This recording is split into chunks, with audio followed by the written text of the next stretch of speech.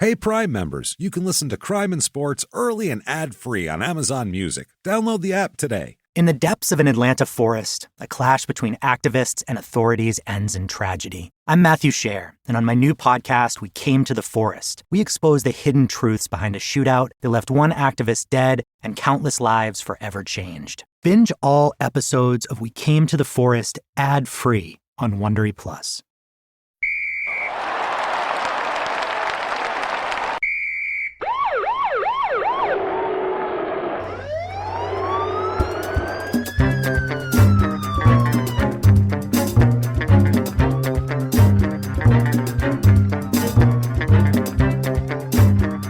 Hello and welcome to Crime and Sports. Yay! Oh, yay indeed, Jimmy. Yay indeed. My name is James Pietragallo. I'm here with my co-host. I'm Jimmie Whisman. Thank you, folks, so much for joining us on another absolutely insane edition of Crime and Sports. And this is going to be a fun one. This is one of those. This is every once in a while there'll be wild stories, but sometimes a story has a couple of high points in it that I'm like, oh, this is going to be memorable. Mm-hmm. Like we're gonna be referencing this for a while. It's one of those. Terrific. It's you know how we reference Mitch Bloodgreen, with the taking over the gas station, and instead of robbing it, just working a shift behind the counter and pocketing everybody's shit. Yeah. Just what can I get you? Pack of Newports. Here you go. And then taking the $5, putting in his pocket. Mm-hmm. Like it's one of those kind of days. So banner day in the Crime and Sports household over here. Great. So that said, thank everybody. First of all, thank you so much for everything you do for us. Your reviews help a lot. So Apple Podcasts, 5 stars, that helps. Also, head over to shutupandgivememurder.com for all sorts of merchandise for Crime and Sports and Small Town Murder. And if you haven't heard Small Town Murder yet, you're missing it, so check on that. Trust us. It's wild stuff, and it's just as crazy as Crime and Sports, so check that out, or if you don't, you're really screwing up. And also listen to P.S. I Hate This Movie, because I had to watch Mamma Mia the other night. And no idea what that is. It's a musical based on ABBA songs. They sing ABBA songs through the whole thing, Jimmy. How do you think it is? How many ABBA songs are popular? A lot. They've sold 350 million albums. Did they? Yeah, worldwide. They're a worldwide sensation. Well, I guess that makes apparently. Sense. Yeah. All I ever knew was Dancing Queen, but apparently it's bigger than that. Anyway, check all that stuff out there. Patreon is where we're cooking, though. Patreon.com/Crime and Sports. This week we did, and we just posted these the other day, and they are awesome. For the Crime and Sports episode, we did off-field injuries. Yes, sir, we did. Avoidable, most of them, I would say. To the extreme, a lot of them, really, really avoidable. Had to really go out of their way for some of them. And it's just hilarious hearing how people screw themselves up off the field. Had a great time. It was awesome. And then Small Town Murders, which you also, of course, get access to because you get access to everything. We did Florida murders and just general Florida weird crime stories, and holy shit, was that wild. It's nuts. It's Florida, so imagine all the craziness we uncovered. We found all sorts of just weird stories where you read it and you go, I mean, I guess it's Florida, and then you move on because what else can you do? Everything's a head scratcher until you go, it happened in Florida. Okay, that makes sense. That makes sense. I guess that's why the alligator was there. Yeah. That makes sense. All right. So check all those out. Patreon.com/Crime and Sports. Patreon.com/Crime in Sports. Yep. And in addition to the episodes, you'll also get a shout out because that means you're a producer. Yeah. So at the end of the show, we have our shout outs, and Jimmy will try as hard as he can to get your name right and possibly not doing that probably well. It could happen. So do that.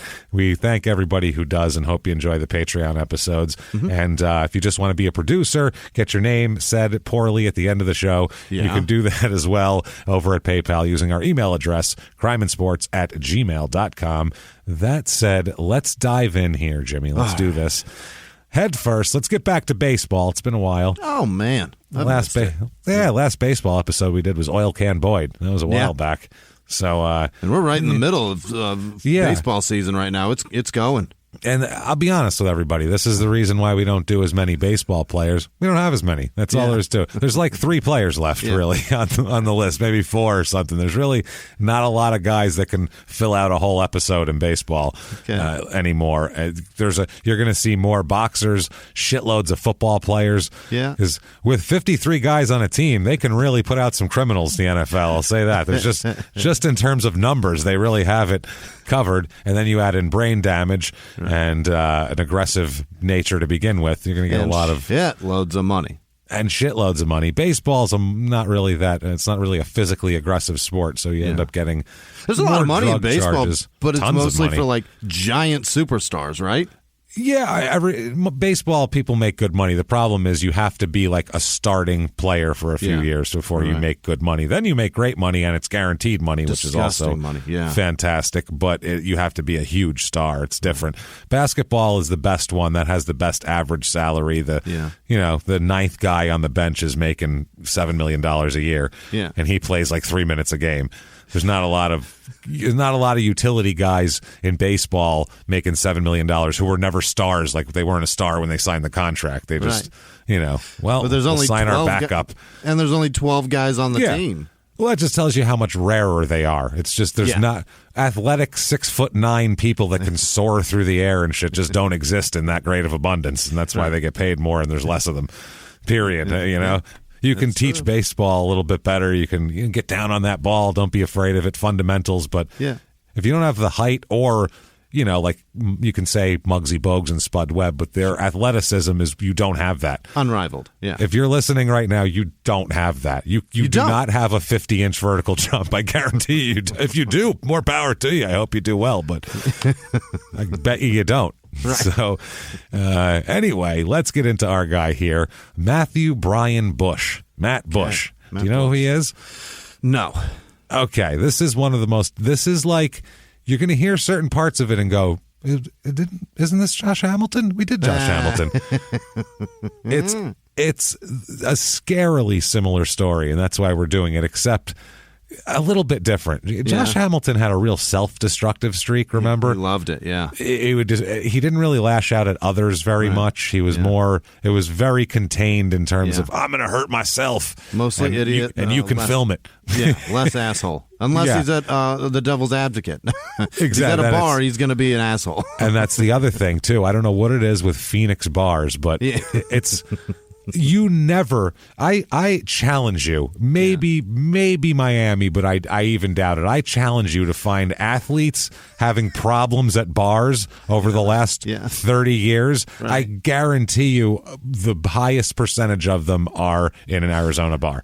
It's every time. Is it the safety that they feel here? It's got to be, right. They feel just safe to be a dickhead. They're always hanging out there, number one, because of spring training, and it's also warm, and it's kind of next to L.A. So proximity for some reason, to a bunch of different places. Phoenix seems to be a gathering place for athletes, but then on top of that, golf courses, James, they're fucking everywhere. I think it's the heat I think it's the dry and the booze. I think they don't realize how this is going to sound weird, but I watched Below Deck, the show about the yacht people. Yeah. One of the shows, they were by Thailand over there. And it was usually it's like in the Caribbean or something. It's nice out. There's a breeze. Yeah. They were in Thailand. It's like 112 degrees and 8,000% humidity. Yeah. And they got like, and I watched the show all the seasons, and this is the only season where these people got mean drunk every night. Like mean, where they would be like, I'll stab you when you're sleeping. Like, you're like, holy shit. And then afterwards, the next day, they'd be like, dude, I don't know what the fuck is going on here, but we get nasty. This is bad. Like, because it was the heat. They weren't used to it, and it affected them different. It is a different I think that's animal. what it is. Drinking in the heat is not easy to do. I can't. Yeah. People doing that consistently are fucking nuts. It's not easy. And you wouldn't think of it, but like in March when it's 80 degrees, people think, oh, it's gorgeous, and they drink, but it's still like 4% humidity. So you're just... It's just the booze is the only thing staying in you, and you turn into a monster by fucking 6:30. It's terrible. You're replacing the water in your body with alcohol, and that's horrifying. You turn into a goddamn monster. It's really scary. It happens. So Matt Bush here, he's born February 8th, 1986. Mm-hmm. So a young guy, and wait till you hear the end of the story. You will be shocked to hear what's still happening here. He's Now, 35. He's 35. Yeah. Now he's from San Diego, Matt, Okay. Yeah. and which that's just a great way to What a life to imagine start. growing. Yeah. Whenever I see that's starting like three quarters through the game, man. That's beautiful. yeah, and I know there's shitty parts of San Diego and everything, but Of I mean, course. Yeah. there's shitty parts of everywhere. There's shitty parts of a candy store. You know what I mean? Like, Yeah. it's not. That's like saying I don't like those titties that much. Like. They're boobs. You should be excited to see them. It's San Diego. Like, relax. Yeah. Don't be picky. You could be in fucking Flint, Michigan. Would you rather be there in February? The nipples are a little bigger than I'd Yeah, like. I mean, I don't like that. Oh yeah, I'm sure you'd really turn them away. It's a titty, you asshole. Suck it. with vigor, as a matter of fact. Show some enthusiasm here, you dickhead. Try your best to make that smile into a circle and put that titty in it. That's right. God damn it. Insert here. So, yeah, I don't get it. So San Diego, if you grew up somewhere it was not San Diego, like you grew up in the fucking desert, Right. and I grew up in Poughkeepsie, New York, so neither of us, the beach wasn't really an option, or like San none of Diego that. beaches are a different beach. So it's the only Yeah. beach in California south of San Francisco that's worth a fuck. It's fantastic. Yeah, the LA beaches are gross. They're You don't wanna go disgusting. there. They're disgusting. San Diego still has some nice beaches and They places. do. So Del Mar. Oh, it's fantastic. so he's from San Diego, grows up. His dad's an electrician. His mom is a janitor. So, they're blue-collar people. They work for a living. Nobody's like, he's not independently wealthy. Sure. And he's not a poor kid. He's just a middle-class kid. You know what I mean? Making ends meet to enjoy that lifestyle. Yeah, I mean, electricians make good money. So Fuck yeah. And, and if she's like a janitor, I don't know if she's worked somewhere a while, she could make good money too. So they could be doing just fine. And I think they were. They didn't see, like I said, they weren't broke or poor or anything like that. So he's like really athletic. Not a big guy. It says he's either 5'9" or 5'10". Whenever I see both, I'm going to go with the shorter estimate probably. It's probably best bet. That's probably the real one. So he's like 5'9", 160 pounds. So not a big giant guy by any stretch of the imagination, but a very, very, very good arm on him. Just a cannon for an arm, which is one of the funny things that I love about baseball. I like baseball because it's the most quirky, least predictable sport in terms of things like that. Like, You look at a guy, if you look at a guy who's like 6'5" and he's 300 pounds and he can like move a little bit, if you watch him dance for 5 minutes and he's pretty agile, you can make an offensive lineman out of that guy. Okay. But you could take a guy that's huge and be like, throw this baseball, and he might throw it 38 miles an hour. Right. Because it's just not like that. And you could take a guy that's 5'9", 160 pounds, say, throw this baseball, and he'll throw it 98 miles an hour. And you're like, how the fuck is that possible? If he punched me, he'd kill me. If this guy punched me, I'd laugh at him. Yet with a baseball, it's no contest. All bets are off. Right. It's the freaky, you never know who can just fucking gun a baseball. It's the weirdest thing in the world. It's not so unpredictable. It's Pedro Martinez was a monster. He was 5'7", and when he was dominating, he was like 145 pounds, and he was throwing 98, blowing people off their asses. Like Randy Johnson, it makes sense that he throws 100 miles an hour back in the day. You look at him and go, okay, he's got a 9 big whip feet for an tall. arm. Right. Yeah, he's whipping that thing in there. The physics make sense on that thing, but And the face on him, he wasn't chasing girls, so he clearly had to. well, I mean, you'd be angry too. That's the thing. It's like, you sons of, you know what it's like to walk around looking like me. I'll get you out. Took Here comes a a beating slider. so hard with that ugly stick. He's lucky to be alive, truly. It was tragic, really. So, but he's real athletic, Matt, and he's good. He ends up playing track and soccer and baseball and football and all this different type of shit. But another thing he takes up, in addition to many, many sports, is drinking. Oh, he takes up drinking at a young age. Really? He enjoys the drink here. Age 11, he picks that up. So that's like, Scranton, real Pennsylvania early. level alcohol consumption. That's like, scummy, That's young. That's like you. There's a keg in your house, kind of young. Like my relatives in Scranton is why I say that, because all their kids, they had kegs in the house, so they just drank constantly when they were Full kegs or like pony kegs? They owned like a bar restaurant. Okay, They had like so they fucking actual kegs. They in had the like house. restaurant My kegs. God. Yeah, they had this thing with like a keg built-in thing with all the kegs were in there, and you just had it on tap. They had built like a whole apparatus for it. Yeah, it was pretty neat. It's pretty badass, I gotta say. Not a bar though. It wasn't a bar. It was like off. Just a keg, just a fucking tap. That was just some beers. The beer section was over there, and then they had a bar over here in the basement. Unbelievable. And and a pool table. It was a great basement if you go there as a kid. It was fun. Yeah, it was a lot of fun. It was good. Feel like a real grown-up. Yeah, you do. Well, they just drinking is normal for some reason back then, and there just little kids drink. Period. I mean, what the fuck? What are you going to do? Let them Pennsylvania, go thirsty? it's actually very. I mean, you're not the only person that I've heard of from in Pennsylvania who's like, children are sitting in a bar stool, like in the bar with their parents. It's Wisconsin. It's Pennsylvania. It's that whole kind of. It's cold here. Yeah. We're all just going to drink, and then it's all in the house anyway, so don't worry about it, type of thing. We'll deal with this in house. Yeah, we'll deal with this. Don't sweat it. So he starts drinking at age 11, which I don't know. San Diego, that's considered aberrant behavior. Yeah, like I said, this isn't La Crosse, Wisconsin. This is a different. It's place. Beautiful out. This kid should be skipping rocks and shit. Yeah, nope, not at all. So in high school, baseball's his main passion. He was also a quarterback in high school. He plays for Mission Bay High School in San Diego. Okay. He's also anything with Bay in the title. I feel like, and Mission Bay is the most nice. Popular one. That's the most popular beach there. That sounds nicer than where we went to high school. I'm sure. But Mission Bay is the shitty one. It's not. It's the touristy one. It's not even the good one. But it still sounds nice. Yeah, it does. It looks nice on a high school. That's again. You're saying that's not the best titty, is what you just said. That's the touristy beach. Fuck, it's a you kidding me? Titty. Yeah, it's a touristy titty. There's a lot of other people have drooled all over that thing. A little bit of hair around the nipple. But yeah, again, it's you can't. Yeah, it's better than North Phoenix, isn't it? Right.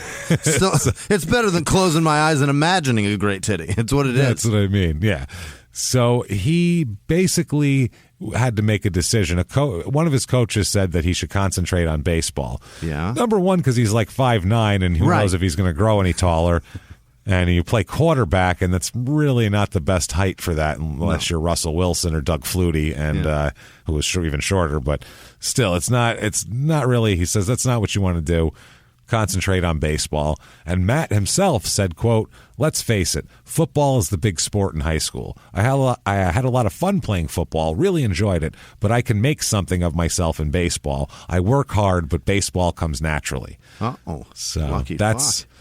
Yeah, it's almost like it would have been better for him if it didn't come so naturally, though, as we'll see, because if he had to put a little more effort into it. A little more effort. If maybe, I feel like the guys who don't have to make any effort, they don't understand what they have to lose. I feel like, because to them it's just there, easy come, easy go. Yeah. Whereas we get a guy like Dennis Rodman. Yeah. And he didn't start having problems until he had like mental problems, like I'm in my car with the gun and I'm thinking about shooting myself, kind of a mental problem. Otherwise, even then he didn't want to fuck up his career. He never fucked up his money. Yep. He'd act crazy, but it would be in a way that would make him even more money. He knew better because he had to work his ass off. He was stealing watches from a fucking airport display case when a lot of these kids are getting their asses kissed in college and getting their dick sucked by cheerleaders. You know what I'm saying? So he knew better. He knew that life isn't all... Controlled chaos is much more conducive to a professional environment. Exactly. Yeah, and I feel like life isn't all cheerleader blowjobs is a good lesson to learn young, because you're going to learn it eventually. Thank you for kicking me in the balls, world. Yeah, you're going to learn it. So I found an article in a newspaper from March 14th, 2003, and it's Mission Bay baseball team versus Escondido, and it is 12-0 the game is. Mission Bay kicks the shit out of Escondido. I think it's the beginning of the year here. Mission Bay's Matt Bush went 4 for 5 with 6 RBI, 4 of which came on a grand slam in the third inning. Sweet Jesus. He's just fucking raking. Yeah. Absolutely raking. Before his senior year, baseball, you can be drafted right out of high school, obviously. And if you're a phenom, you can get paid. Like you can get millions of dollars in a signing bonus right out of high school. So he knew that he needed to really put a lot of work into his senior season. And before his senior season, he was working out a lot, lifting weights. He's not a huge guy, so he's trying to get some more power. So these teams look at him as something more than just he's a shortstop. Okay, because he's got a great arm, and you know how that kind of works. Kind of the best athlete on the field plays shortstop in the up until the professional league. But it's he knows he's got to get into this shit and get it going. So he lifts weights and exercises with Tony Gwynn Jr. No shit. Yeah, because he's Tony Gwynn and Tony Gwynn Jr., both from San Diego. So that is dope. Yep, he ended up. Bush originally signs to play college baseball at San Diego State, which stay home. Yeah, which is where Gwynn went to school. Tony Gwynn went there. No shit. So, yeah, so San Diego State's one of those. A few colleges have big baseball pedigrees. Yeah. ASU is one of them, actually. Yeah. Barry Bonds, Reggie Jackson. Yeah, it's ASU is one of the biggest producers of shit. Those are two giant stars right there. Yeah, fucking a lot of the Midwest ones too. All those like Wichita and shit like that. That makes sense. They're into baseball, but. Auburn, I think, because that's where Bo Jackson went, and I think that kind of built their program, if I'm not mistaken. I don't know shit about college baseball because... And Florida, too, right? I'm sure. I don't know how they would. All year-round shit. I think the Gators are a good team. Probably. I would assume so. I don't know how you wouldn't be. You have access to the kids who play it 12 months a year, so you should probably do that.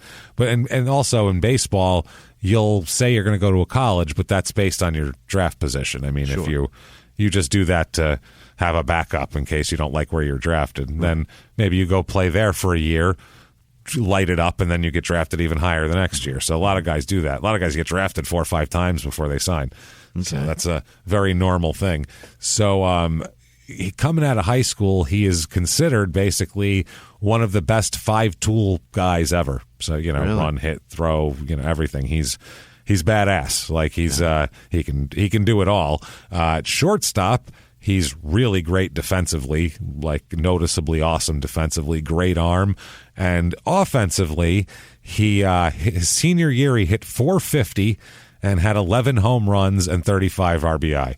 Dear Lord. So, yeah, and they don't play that many games. No, so and he's putting up numbers. That's a lot. And when he's not playing shortstop, every few days or so, he also pitches, as a matter of fact. He's got a 95-mile-an-hour fastball, a decent curve. How great his high school life was. Good Lord. I can't imagine. Finished his senior year with a 5-1 record, 2 saves, and a 0.73 ERA. In San Diego. 450, 0.73 plus San Diego equals cheerleader blowjobs. Let's be realistic. San Diego pussy. Holy shit. Wow. And if you think that sounds crass, if you're a lady listening, you go, that's kind of crass. That's how high school boys would think of it. We go, oh my God, that translates to all the girls like me. That kid's a monster. Yeah. Yep.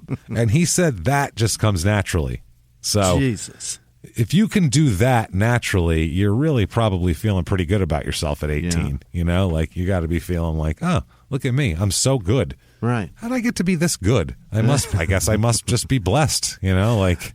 Feels great with the whole world under me. Not even on me. It's all under me. This is just a great, I'm living it. It's laid before me, then I can just stomp on it like it's a board game and I'm a giant. Like that's how you would feel. I had nothing going for me. Imagine if you were like that sought after in high school. The only thing I was sought after in high school for was selling weed to somebody. Like we got to, where's James? We have to find him for weed. That would be the refrain. Not, let's check him out. I think he's got a bright future into something. That was never brought up. Let's find James before he gets arrested. That was really good at blunt rolling. Hopefully really good. James can save our night and the police don't ruin it. Be like, we want to roll this triple Philly. Can you do this for us? But unfortunately, that's not a marketable talent. Right. Unless I was going on the road with Snoop Dogg or something like that, wasn't going to help me at that point in my life. That's brutal. So he also played soccer and ran track in high school, just to round it out, you know. So keep the game going. Well, he didn't want anybody to think he was a one-dimensional kind of guy. He wanted to show everybody that he could do anything he felt like doing, like an asshole. Damn it. So this leads up to the June 7th, 2004 Major League Baseball draft. Yeah. So this is the big one here. And number 2 overall draft pick, by the way, this year. Number 2 overall is Justin Verlander, the multiple Cy Young Award winning unbelievable Detroit pitcher here. Also in the first round, Phillip Hughes. He's a pitcher, Phil Hughes. Okay. He was the Yankees. If you're a Yankee fan, you'll understand what I'm talking about. Yankees always have one like untradeable guy in their farm system where they're talking about getting guys with we won't trade him though, and that's who they want. And Phillip Hughes was their guy for a while. Before him, it was Nick Johnson. They always have one down there, and they never quite pan out to be the greatest thing that we thought they were going to be. It's always somebody weird that pops up that you didn't know about. We just keep him down there just in case he shows us some spark. Yeah, it's like, well, we'll keep Phil Hughes, and then here comes Robinson Cano, comes up and hits 330, and we're like, good thing you didn't trade him. Fuck Phil Hughes. So Phil Hughes was good, though. He's not a bad pitcher. So anyway, decent Billy Butler of the Royals was number 14 in this round. Jared Weaver of the Angels went number 12. So a lot of, pretty decent-sized names in this first round. I didn't ask you. Number 1 overall pick, though. Yasiel Puig. Matt Bush. Oh, is that right? Number 1 overall pick ahead of Justin Verlander. Wow. So when I tell you this story, just think about these paths. By who? Who picked him? Think about, San Diego Padres, home team. Get the fuck out of here. That's how great his life is. Well, the home team picks me number 1 overall, of course. Doesn't that happen to everybody? He's a hero to the whole town. He goes to college to be a hero, and then he gets to stay in the majors? He gets to stay in San Diego. Wow. So he, out of the top 8 picks, he's the only non-pitcher, by the way. Really? Because pitchers are easier to kind of forecast. 98's 98. Whether he's throwing it to high school players or he's throwing it in the majors, it's just whether you can teach him to throw fucking breaking pitches better. That's it. But 98's 98. And put it where it belongs. Yeah, 98's good, and that's what it is. If a guy throws high 90s, he throws high 90s or some shit. So he's playing shortstop when he's drafted? Playing shortstop when he's drafted, and he's there's not a lot of high school players drafted in the first round, in the first top either. They're all, Old Dominion for Justin Verlander, a couple guys from Rice, Vanderbilt University, 3 guys from Rice drafted in the top 10, by the way, that year. They must have a great team, huh? I guess Rice is a powerhouse. I didn't know that, but there you go. So Matt Bush, though, number 1 overall fucking pick. So fascinating. Wow, not bad. Stephen Drew, number 15 overall, too. Yeah. Who by the Diamondbacks that year. All sorts of guys in this. Homer Bailey by the Reds. A lot of different guys here. He becomes the first high school shortstop to be drafted first overall since Alex Rodriguez in 1993. Shit. He's got a lot of shoe to fill there. Yeah. By the time he gets drafted, A-Rod's got like 400 home runs already. So that's and he came up in like 2 years, A-Rod, too. Sure did, he was up when he was 19. He was hitting fucking rockets. That's one thing, like A-Rod's one of those guys where you're like, yeah, I know he did steroids and he did all that, but when he was 20 and thin as a rail, he was fucking hitting 46 home runs a year still. So, he needed steroids to continue that, but not like he wouldn't be in the majors without it. Like, right. It also Barry Bonds, guys like that. Those steroids also didn't give him those unbelievable eyes. Those came natural too. Didn't make him so handsome. That's the thing. Steroids can't make you handsome. He was dreamy as fuck prior to the needle. So Matt Bush ends up signing with the Padres, which in baseball, the signing is another thing. If you don't like your bonus, then you're going to go back and play college. Sure. That's how it works. And they end up ponying up the money, hometown guy. That's what they know the fans would love this someday. Sure. They give him a $3.15 million signing bonus. Oh, my fuck. Here you go. How old, James? He's 20 years old? 18 years old. Oh, my God. He is 18 years old. He graduated high school a week ago. What a dream. He graduates high school, gets picked by his hometown major league team, and then they hand him over $3 million in one check. Welcome. What the fuck kind of life is this? What kind of life is this? Yeah, nothing's been given to me like that ever. Couldn't you get any higher? No. I mean, you know what? You can't. So grace. This is grace. You right there. You can't get any better than this. This is the greatest thing. The greatest fucking 18 of anyone's life here. This is amazing. Oh, man. Age 18, I should say. So not too shabby. That's definitely going to be grace. And the problem is he ended up kind of getting into some shit basically here, because once he has $3.15 million and he's like graduated from high school, he got drafted, he ends up moving in with his brother. So his brother and he get a place. Yeah, and I think this is his dad talking. He said, quote, "Nobody I knew had ever once imagined having $1 million.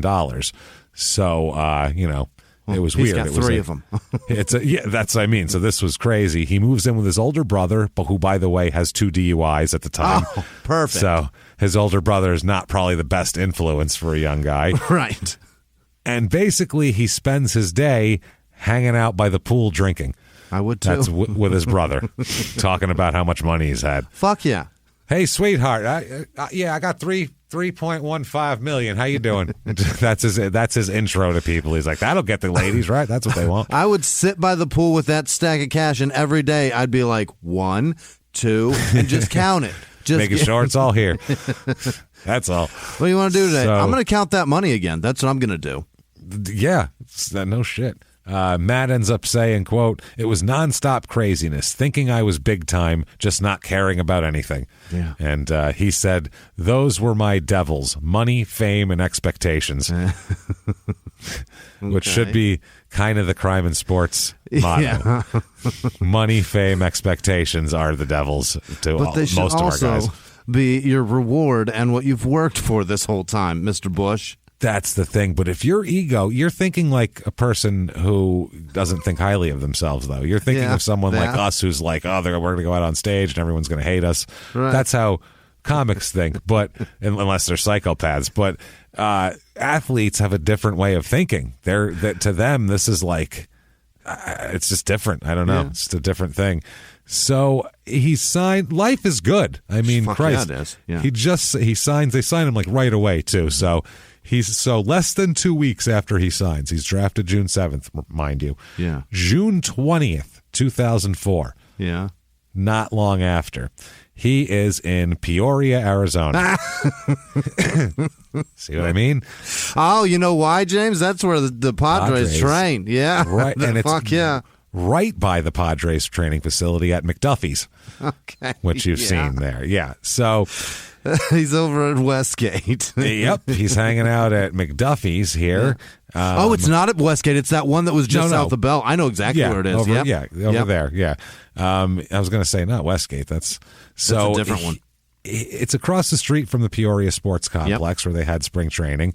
And he and his older brother, Jeremy, who's 23, what they did is they slipped into the bar through a back door. Oh, jeez. Because Matt's 18 and he can't come in because he's fucking underage. Right. So he slips in. This is about 12, midnight-ish. Yeah. You figure, a lot of stuff going on, a couple of drinks in there. Things have laxed out a little bit. Maybe we can just kind of slip in and be cool.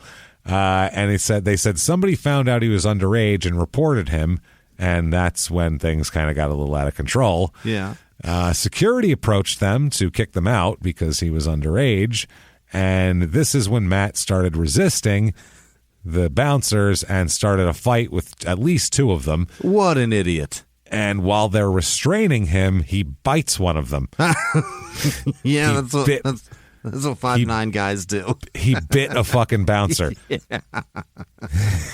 He fucking bit the guy. Yeah. So then the cops ended up showing up. Sure. And he fought with them. What? He struggled with the cops, too. Didn't take any swings or bite anybody, but he's tried to get out of, they're holding his arms. He's trying to get away from him. He resisted. Oh. Eventually, he chilled the fuck out. And while this is all going on, his brother tries to make a run for it. He just takes off running, and they end up fucking tackling him and dragging him in there. Yeah. And Jeremy is arrested on suspicion of disorderly conduct and trespassing. And Matt, on the other hand, is arrested for felony assault, misdemeanor trespassing, disorderly conduct, and alcohol consumption by a minor. Matthew. In the 1980s, a rosé swept the country. Hey, Mike, I really like this White Zinfandel. Well, good. Now put it down. We're going to try another one. White Zin became America's top-selling wine. But most don't know that this sweet drink has a sour history.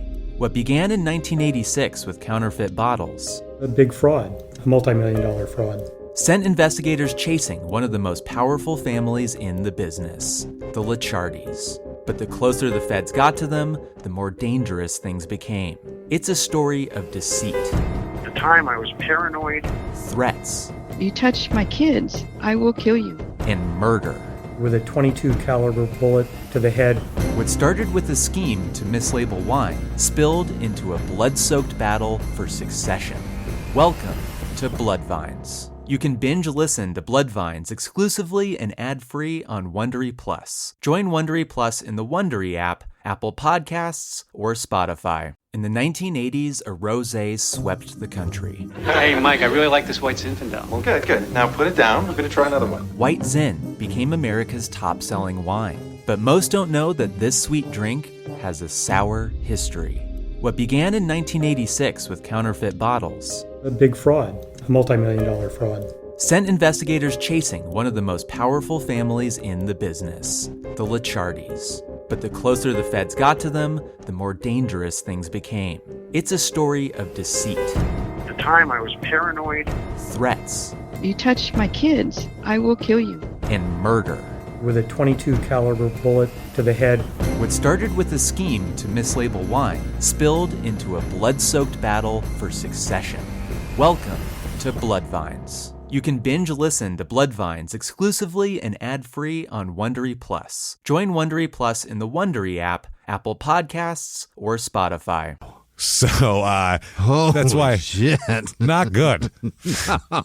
Not what you want to do 2 weeks after you get drafted. You're still trying to make Peoria's a little different than fucking San Diego, isn't it, Matty?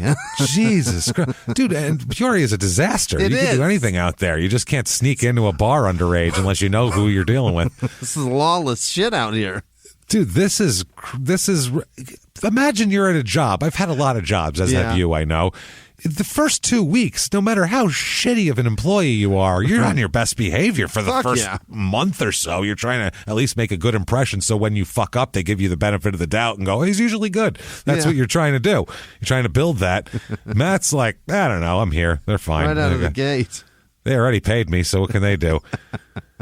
It's fucking crazy. And minor league players are... I actually, in Phoenix, in a bar, had a run-in with a minor league baseball player who I believe was in the Diamondbacks organization at the time. At a bar I worked at by the stadium where I was a bouncer, and he tried to physically assault this little kind of our little manager who was he was this little tiny dude, and this guy thought he was real tough, and out of the bouncers there, one of them was a guy who ended up being a long snapper for the Baltimore Ravens for 5 years and backed up Brian Urlacher in college at linebacker. So an absolute monster of a fucking guy. He just went over and tackled him, and then this other guy who was like an Olympic alternate in the heavyweight wrestling division of fucking shit, he comes over and starts jacking him up. And of all of this shit that happened, I somehow apparently choked him and got blamed for it. And he sued the bar, and they were very mad at me for that. And I'm like, you have these giant guys manhandling him. All I could get in was a choke. This guy's an asshole. He was fighting us. He's trying to fight a little tiny. He was drunk and a dick, and so I've had a thing against minor league baseball players for a long time because they're dicks. And this is the behavior I'm talking about right here. This is exactly the same guy, 5'10", 18 years old, just losing his mind. Losing his mind. I'm rich. I'm rich. Don't you understand this? I don't have to listen. So, as you can imagine, the team is not thrilled about this. I can't imagine. Team president Dick Freeman, which is a great name. Perfect. Dick, and he's free. Yeah. He said the Padres are looking into the arrest, and they're going to look further into Bush's background, too, which you'd think you'd look into before you draft someone, number one overall. And pay them $3.5 million. Yeah, ahead of a guy who's definitely won Cy Young Awards, so probably not great. He said it was too early to say what disciplinary action would be taken, but he does say, even without any further investigation, I know he was in a place he shouldn't have been. Yeah. We wanted to visit with him and get his side of the story and see if there's anything we missed as far as his history when we did our scouting on him. No, I think you got it. He was trying to go get drunk underage. Yeah, I think that seems like it's all there. Yeah. There's not really a lot to this story. Right. What could possibly be his side of that fucking story? Was there the bouncers grabbed me in the parking lot and dragged me inside and then beat me up and threw me back out again? That's the only relevant thing. Somebody shined the Matt Bush spotlight from the roof of the place, and I thought there was trouble. I was going to save lives. I thought I was needed there. My brother said he'd help out. Yeah, I said, fuck it. Two's better than one. Let's get going. We were just in our apartment in Peoria. We were real bored. So Dick Freeman went on to say, we got input from a number of people before the draft, not only about his baseball ability, but the type of kid he is. We want to go back and verify and make sure that information's correct. You already gave him $3 million. That ship has sailed, Dickie. Yeah. Hey, Dickie Freeze, you've it's. I will give it to Dick, though. He is right. They definitely misread this kid. Yeah, well, they also missed something, as we'll get into also. So he says, we want to go back and verify it's all correct, as well as we need to find out what his history is in some of these areas and make sure our original evaluation was proper. And hopefully this was an isolated incident. Yeah. Under any circumstances, it's bad business. Yeah. And he called the arrest a huge disappointment. And he said, quote, certainly you would like to see your first draft pick. You don't like to have your first draft pick have an incident 2 to 3 weeks after you drafted him. That's not a good situation. The reality is, no matter how hard you try to figure people and understand them, these things happen. Yeah, they do. People are fucking nuts no matter what you do. That's a fact, too. Yeah. So following all this, after he says all that, he is then suspended indefinitely by the team. So what's he going to do now? Yeah. Sit around a pool and drink. Man. That's what you're going to do. Summer in Peoria. He's going to sit around and get drunk, and that's it. So that's what he does. Eventually, though, he is sent to the minors and sent to the rookie league Padres there. What is it? They're in Phoenix. They're in Peoria out there. Yeah, they're called then. Who the hell knows? It's the Arizona something Padres. Sidewinders or some shit. In the Arizona League, yeah. Mm-hmm. And from there, what does he do there? He bats 181. Not great. Not great in the rookie league. Yikes. 181, not terrific. 0 home runs, 10 RBIs, 4 stolen bases, but I mean, you're only hitting 181, so that's kind of pointless at that point. So they bring him up. They're like, well, maybe he just needs to get adjusted. Sure. So maybe we got to get him out of Arizona, too. Maybe he's, fucking around there. So they send him up to Eugene, Oregon. Hell yeah. To play for the Eugene Emeralds. Okay. Have fun there, asshole. There you go. You like sitting by the pool? Well, I don't think so, pal. So he plays in 8 games, and he hits 222. Mm-hmm. So disappointing, but that happens a lot when you draft an 18-year-old. Sometimes it takes him a year to figure out how to be away from home. Yeah, and also it's only 8 games, so who knows? Yeah. That could just be some jitters. Who knows? Yeah. The whole season is he only plays 29 games for them. So, I mean, that's not a sample size large enough. It takes that longer than that just to get adjusted to not living with your parents anymore and, being on your own and figuring out how to, manage your money and go here and do things and be an adult. So, and also 29 games. Who knows what the game situations were that he played? You know what I mean? It depends on. He may need to hit a sacrifice fly. There's all kinds of things that could come into play there. It's 99 at bats. You can't judge anybody on less than 100 at bats. That's nothing. So in a season you get 6 times that in a full season for major leagues. So 2005. He was scheduled to appear for an arraignment in San Diego court and never showed up.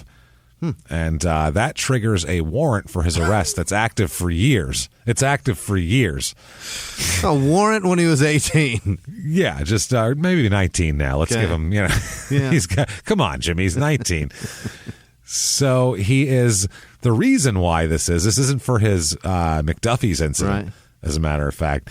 This is because he's supposed to appear that day on an underage alcohol possession charge after being cited by an officer who saw him consuming a 32-ounce beer in April 2004. This is before the draft. San Diego didn't realize that They had no idea he was just arrested. He was just arrested for underage drinking. Drinking a High Life in public. Just drinking a Steel Reserve on the corner. Just hanging out. That is not... Bad form, dude. Bad form. Not good. Not terrific. And that is, 2 months before the draft. Are you out of your fucking mind? Dumb. I would have wrapped myself in cellophane. I'd lock the fucking doors. Yeah. But then again, I don't have the confidence of this guy. I don't feel like, especially in high school, I certainly didn't have the confidence. James, he owns San Diego. He doesn't give a fuck what he's doing out there. And I think he feels like that, too, Yeah. So that's the problem, and that's when they realize that, this is an ongoing problem for him. He likes to drink a lot. Maybe we should keep an eye on that. So 2005, they bring him up to regular A ball, because the other one was like low A. There's low A and regular A.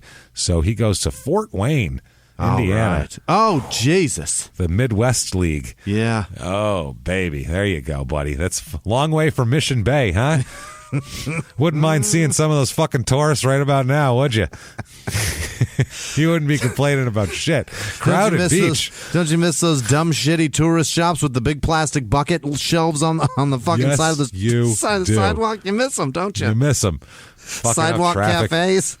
You miss them. You miss them all. Shitty fish tacos as far as Yeah. the eye can see. There are good fish tacos, too, There are but some, there's some that are shitty that are making their reputation. The good ones are buried in like Old Town San Diego or somewhere away from a beach. That's where the good ones are. The Otherwise, bad ones just are on the beach. Throwing garbage at tourists. Right. So in Fort Wayne, he actually has a better, a big sample size here. 126 games. Okay. So that's something. 453 at bats. That's a lot. That's almost a whole season. That's a good deal there. He has 100 hits for a 221 batting average. Okay. Which is still, it's not bad, but it's less than what they want out of him. It's not good. It's not good. They expected him to get a little bit better at it this year. Only 2 homers, 32 RBI, and stole 8 bases, but he was caught 4 times. So that's not good. And has twice as many strikeouts as walks as well. So they're not thrilled with their investment at this moment in time. Doesn't look good.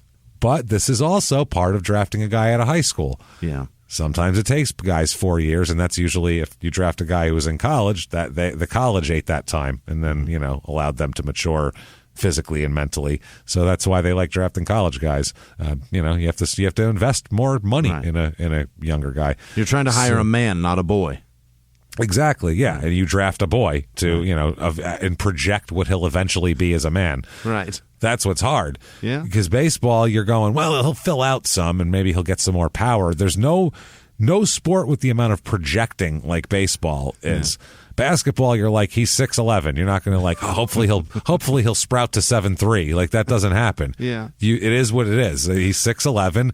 We'd like him to put on 15 or so pounds to bang around in the paint a little bit, but he's going to be fine. And draft a 6'11" guy and be like, we see him now, and we just think his assist numbers are really going to go up. Yeah, exactly. We just think it is. Baseball, there's some, you have to like imagine. You have to have imagination in baseball to see. When you watch a guy play other children, right? When you're watching high school baseball, the guys he's playing against aren't going to be in the majors. The guy pitching against him probably is not going to be in the majors. So you have to really you have to see this thing or think you see this thing, and you project it onto them, and like it's so strange. It's the weirdest thing picking baseball talent. So that's why it doesn't work out so often. So much. So 2006, he's bouncing around here. He starts they kick him back down to the rookie league again in 2006, which is an embarrassment. Yeah. To be your third year in the organization, and they're putting you back in the starting place. And but there's only one game there. I don't know why I think maybe that was just to teach him a lesson or something. Yeah. So in Fort Wayne, he plays in 21 games, 71 at bats, hits .268. Okay. No homers, so still not that great. 2007 comes along, and he at that point he only plays in 6 games in 2007 for they put him back down in the rookie league. He's also in Fort Wayne, and he's in Lake Elsinore. Oh, Elsinore. Elsinore. There you go. And that's the high A league there. And he hits .204 in that league. So midway through the season, after 29 games, they go, what the fuck are we doing here? Hold on a minute. Let's do something here. Remember in high school when you had like a .73 ERA? Let's see if you can pitch now again. Oh, my God. Which is not abnormal, actually. Trevor Hoffman was a shortstop. Really? He was drafted as a shortstop, and like 2-3 years into the minors, he couldn't hit for shit, so they converted him to a pitcher, and he's the second all-time leading save guy. All sorts of pitchers started out as position players. It happens all the time. Very, very, very, very common for that to happen. Hitting's fucking hard. Yeah, it is. And if you've got a good arm, go with that. It's easier. So, it's hard, but it's not. Yeah. Hitting is ridiculous. Like, it's and then just half the games you play, you don't have to bat anyway. Yeah, that's the thing. So it works out. So they could decide they're going to convert him to a pitcher. He hits 98 miles an hour in workouts. My word. So they're like, well, fuck. I mean, shit. He's only 21 years old or some shit. He's barely 21, and he's throwing 98. Why can't we work with this? Like this is good. And he last pitched in high school, so this isn't bad that he's still got that kind of velocity. He said that he thought he was going to be a reliever right away. Never thought he was going to be a starter. He said, quote, starting is something I feel like you need to do in high school and college. You can't just jump into starting at a high level. Yeah. It's a lot to ask of the arm. Yeah. Guys' arms who are starting have been conditioned since childhood. Sure. That's the truth. Yeah, you either have a short arm or a long arm. It's just one of those. It's a lot of pressure, man, to be the guy that's doing that. Yeah, and the other thing that's strange is when he's talking about arm conditioning, and this goes for like, they limit guys in what they do so much. Kids now can only throw this much. Like they shouldn't be throwing. I'm not a doctor, obviously, but just anecdotally, when you watch over the years, like it seems like the guys that threw a lot but didn't throw like pitches every day were just throwing the ball a lot. Those are the guys that didn't get hurt a lot. Sure. You know what I'm saying? Like, Satchel Paige used to pitch every fucking day, but he just always threw every day and he didn't get hurt. It was just one of those things. And, the less muscle you have too, I think the better off you are with that. You're going to have less chance. You're not all highly tuned and shit. You got, it's Rod's thing. I've never seen anybody on the DL with pulled fat. Right. So it's one of those. Whether you're wiry or fat, either way, you can't pull what you don't have. Yeah. So what ends up happening is not long after he switches over, he quickly tears a ligament in his arm. Oh, in his pitching arm, and requires Tommy John surgery. Shit. So, if you don't know about baseball, that's a complete reconstruction of they take a piece of they have to redo a tendon, or I'm sorry, a ligament in your elbow that you really need to pitch. So it's hard stuff, and it's one of those where it's a 2-year procedure. You're going to be recovering for a year, and then you got to build up strength for a year after that. And some guys come back stronger than ever. Yeah. It's happened a lot. I mean, Christ, Tommy John, the guy it's named after, pitched for fucking 15 years after he had that surgery, or 10 years or something. So for him, though, he's going to miss the next 2 seasons with a problem here. He did end up, what he pitch here?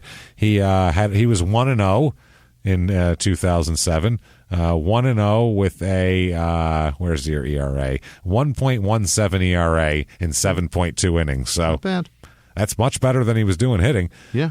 While he's injured, he's of course, fucking around. And what's he going to do while he's injured? You think? Hell yeah, enjoy San Diego. Yeah, in a cast. Who gives a shit? In a cast. I'm going to get hero pussy and sympathy pussy. This is going to be crazy. Great. Yeah. It's going to be, when I come back, I'm going to be fucking Dwight Gooden. Don't worry. Yeah. Remember him, ladies? You don't? Yeah. Let me tell you about him. Sit down. That's his in. Well, that's how he does stories about him. Yeah, that's what he does. He tells them about somebody he knows they don't know. Yeah, he knows they won't know about it, so he's like, let me tell you. Let me tell you a little story. So He's hanging out in here, and February of 2009, the Padres are looking at him because that's when pitchers and catchers report, and they're expecting, it's 2 years now, they're expecting him to be back and ready, and apparently they don't like what they see, but they can finally do something about it because he's not on the injured list anymore. Gotcha. He's actually healthy to play, so they designate him for assignment on February of 2009. What does that mean? That's basically you're cutting him at that point. Okay. It's basically a cut, and this is a few days before they find out about an incident that they would have probably made him do this anyway, even if he was throwing well. What did he do, James? Oh, boy. February 5th, 2009. Jimmy? Yeah. Jimmy. This is, we've had guys do a lot of dumb shit on our show. It's really like, honestly, think about our show. It's crime in sports. It's crime in sports. Just drunken people with brain damage doing insane shit, taking over airplanes we've had. We've had crazy shit. Drunken men with brain damage and hubris. and lawyers and money and fucking publicists and shit. Right. This is fucking insane. He is at the, I don't know, I can't imagine why he's here. He's at the Granite Hill High School campus in El Cajon, California. Why would he go there? El Cajon. I don't know why he's at the Granite Hill High School. Is that where his girlfriend goes? What's he doing? I sure as fuck hope not, because he's 23 at this point, so he better not be doing that. El Cajon is the little town that's like west of San Diego, where like everybody starts. That's where the kids move out of their parents' house in San Diego and they go out to El Cajon because they can't afford San Diego. We hope to move back to a better place at some point, but we're gonna save up money in El Cajon. Work their way back to the ocean. Yeah, that's how it works. Well, we're starting out here and work our way toward the water. I don't know what the fuck he's doing here, and I don't know why he would be at the high school boys lacrosse team party. What? Because that's where he is. He's at the high school, the boys lacrosse team at the Granite Hills High School in El Cajon, California. James, I'm going to tell you why. I'm going to tell you why. Why is he there? Being a man and being in the majors is no fun. You know what was fun in his life? Being in high school. That was best a in blast. So he's just Matthew McConaughey and Dazed and Confused. Just hanging out, babe. He's like, you got a lacrosse stick, and they're like, not on me. He's like, be a lot cooler if you did. That's it. That's how it works. Do you know where a high school party is? Because it'd be a lot cooler if you did. But this isn't a high school party. This isn't like, hey, cool, they're having a party at high school. It's at the school, so it's like a Hawaiian Punch and Domino's Pizza type affair. What I'm saying? This is a party. There's probably parents there or something. This isn't fucking fun. What are you doing here, Matt? This isn't fun. This isn't like I'm going to go to that high school party and look, walk in and have everybody stare at me. Oh, that's that guy. No, that's not what this is. This is weird. Be there and smoke weed like a professional while they all choke. Yeah, I'll show them what's up. Some kind of whatever weird, instinct that is that some people have. But he's going to do this, and he's hanging out there. Apparently, he is shit-faced, by the way, when he shows up. When he got there. He pulls up in his Mercedes to the boys lacrosse team party. Yeah. At the Granite Hill High School in El Cajon, California. Rocks up in his Mercedes, shit-faced, okay? Yeah. This is fucking awesome. He was drunk. He apparently got mad. He got mad at some of the players. He threw a golf club. He took somebody at a golf club and he took that and threw it into the dirt as hard as he can and made a big scene out of it and yelled. Then he this is amazing. He picked up a freshman lacrosse player, not an object. Okay. A human being, a child. He picked up a child, a 14-year-old child, and hit another one with him. He beat one child with another child. He hit a man. He hit a kid with a kid. He picked up a freshman and said he got mad at the other guy, picked up one guy and hit him with it because that's all he had to hit him with was another child. That shit didn't even do anything. Now, that's not even the funny part. Yeah. Okay? I mean, that's funny. He threw a... It's pretty... I mean, we've never had... It's a crime in sports first, everyone. We have never, ever had an athlete... What weapon do you choose? A child. A 14-year-old, a freshman. I've never heard... No one has ever used one high school student to beat another high school student in our entire history of crime in sports and small-town murder. Deep as fuck. I think we're going to hit 500 this week, total episodes of things, and not this. Well, the problem is... While he was doing this, he then stood over the two fallen children. They're children, Jimmie. Right. He stood over the two fallen children and screamed at the top of his lungs, "I'm Matt fucking Bush!" You are. Okay. That is awesome. I'm fucking Matt Bush. And they're like, you know, they're children. They're horrified by this professional athlete beating the shit with each other. Repurposing I Am Sparta for this. Basically, and I Am a Golden God. He's mixing them together and going, I am Matt fucking Bush. Then he also stops and yells, "Motherfucking East County." What? I'm Matt fucking Bush, motherfucking East County. Okay. Then gets into his Mercedes and plows into a curb and fucks his wheel up and drives away. Oh, God damn it. Costs $2,000 worth of wheel damage. You know it does. Yeah. So he fucks up a wheel. So expensive. Knocks his alignment all out of whack, I'm sure. Fucks his whole shit up and drives away, leaving two very confused freshman lacrosse players, and I'm sure the rest of the team, too, wondering what the shit just happened right there. That is fucking intense. Why was he even here? Can you imagine that? That is... Wow. That's a bridge too far, babe. That's too much. I'm Matt fucking Bush after he beats up children. He thought he was in high school for a minute. I swear to you, it has to have something to do with. But is he on on a high school kid beating circuit? Like, why is he even there? Yeah, this isn't like that bully show where this is those kids were bullies and he went over to teach them a lesson. This is he just popped up. He's the bully. I feel like he does get blackout drunk too, as we'll find out later. He's a blackout kind of a guy. That's not good. So do you think that he blacked out and thought he was in high school? Who knows? And is was that a like, thing? People think I don't know. there's something else. I don't know. I'm in high school. I don't know if these... I mean, you kind of go into autopilot if you're in blackout mode, but, so maybe... I don't know, but as soon as you get into a fucking Mercedes, that might make you realize, oh yeah, I own this because I have shitloads of money. Because I'm not a kid anymore. That's weird.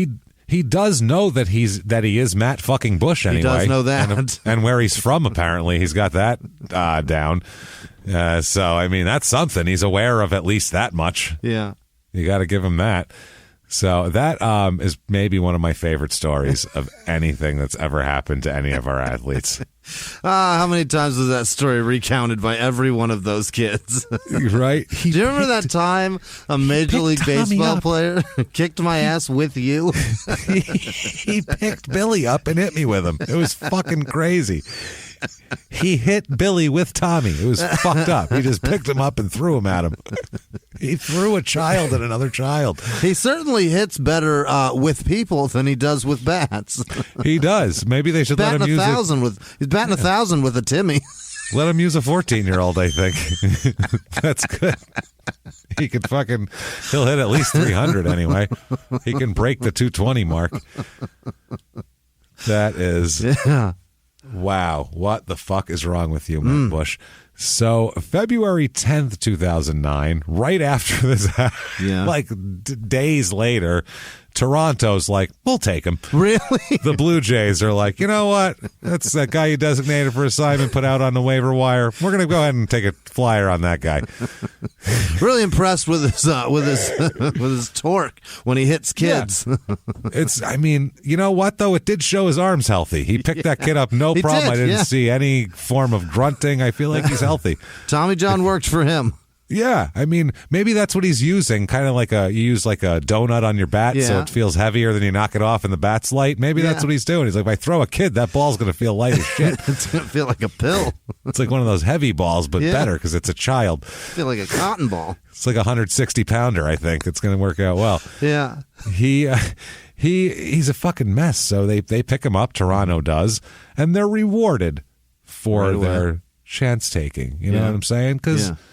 I mean, you know, guy, the guy kind of wore out his welcome on his home team, which is terrible to do, you know, wore that out, his 5-year contract and whatever. So, I mean, after that, I mean, it's for someone to take a chance on you. You want to pay them back. You want to pay them back, really, you know? Just think about it. You're not going to get that from everybody. You're taking a chance on somebody at that point. You should really be grateful. And he does that. He does pay them back, and it's sweet.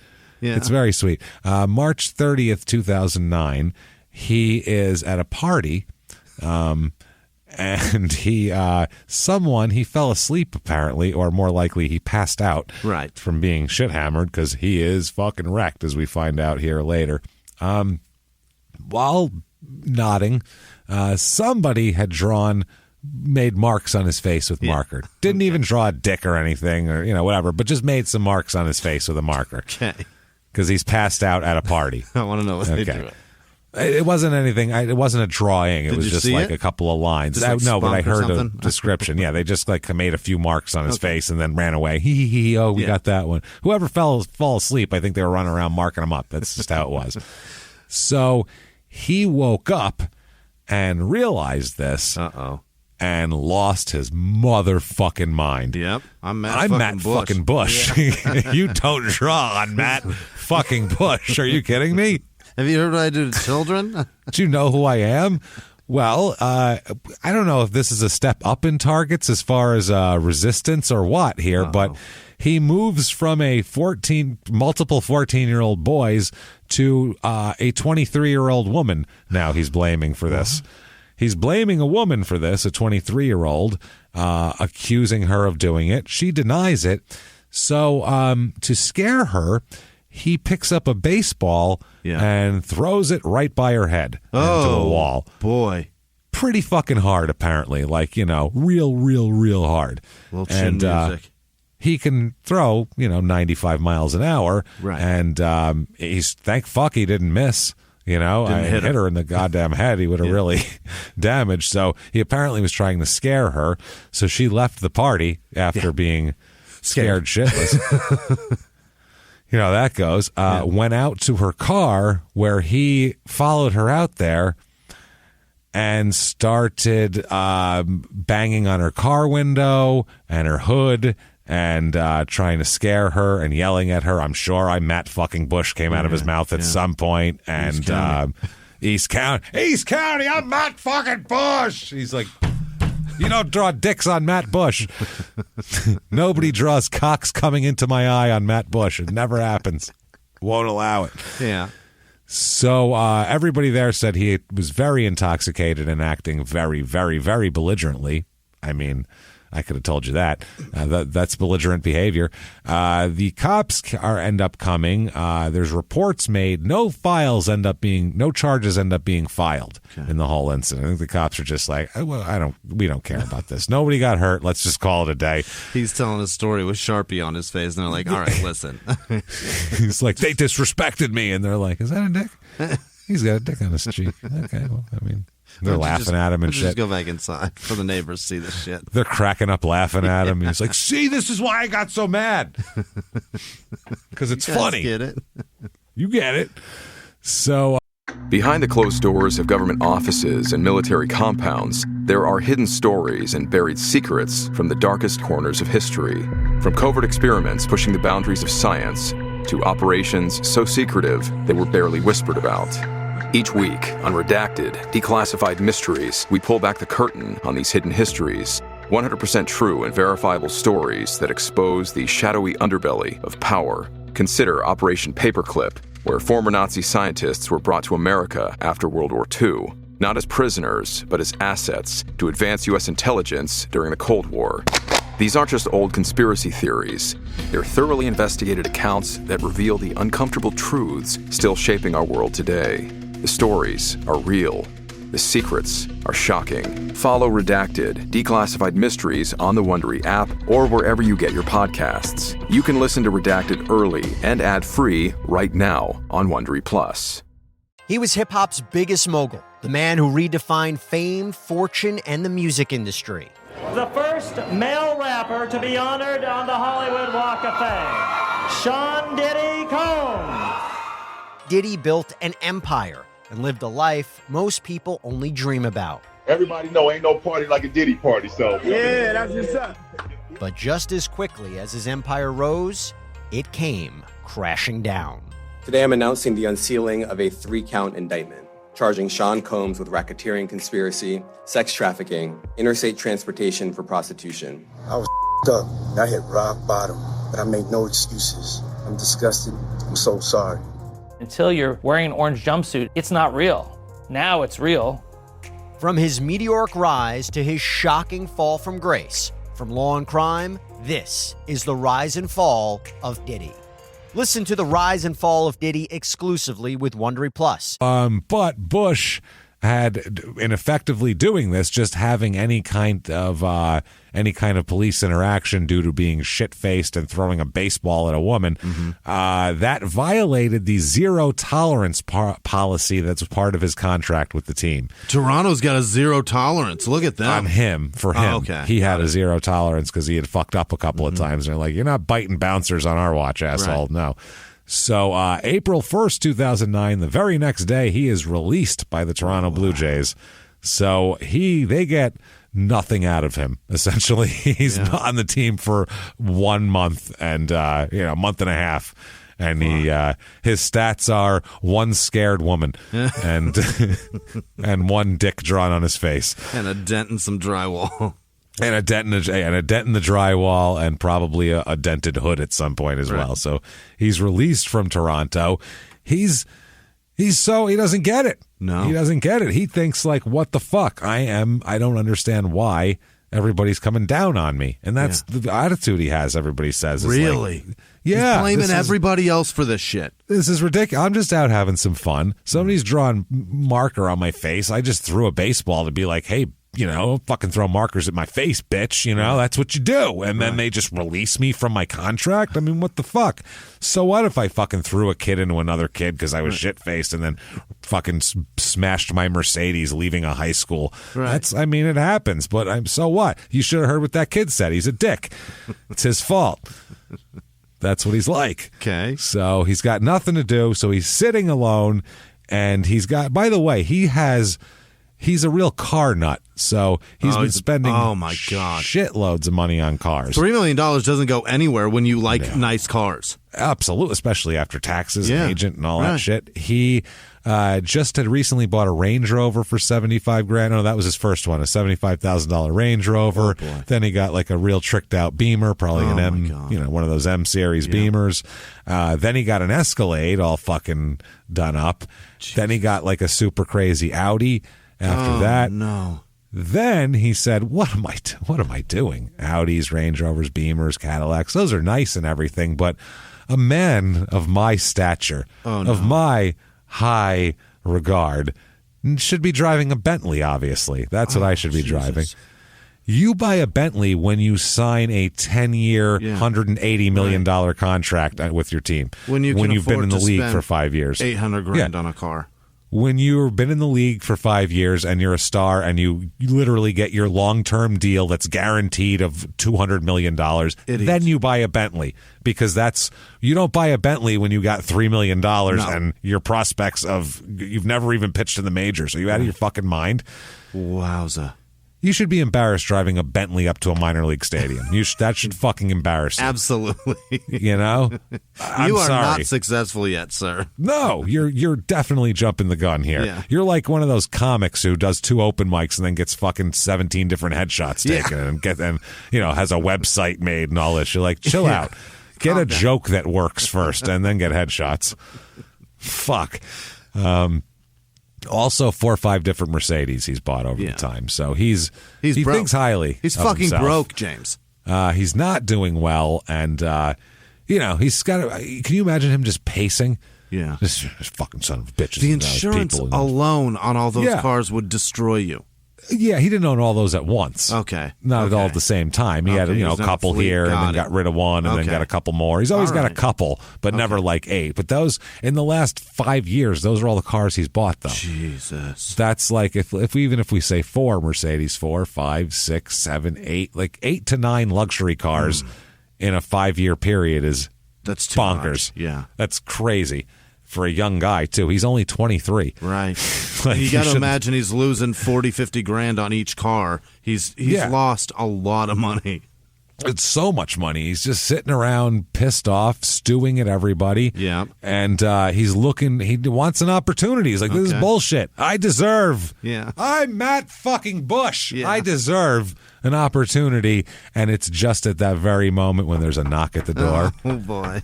And you know who's on the other side? Who's that? Opportunity. Better known as Vince McMahon, CEO and chairman of the WWE. And he says,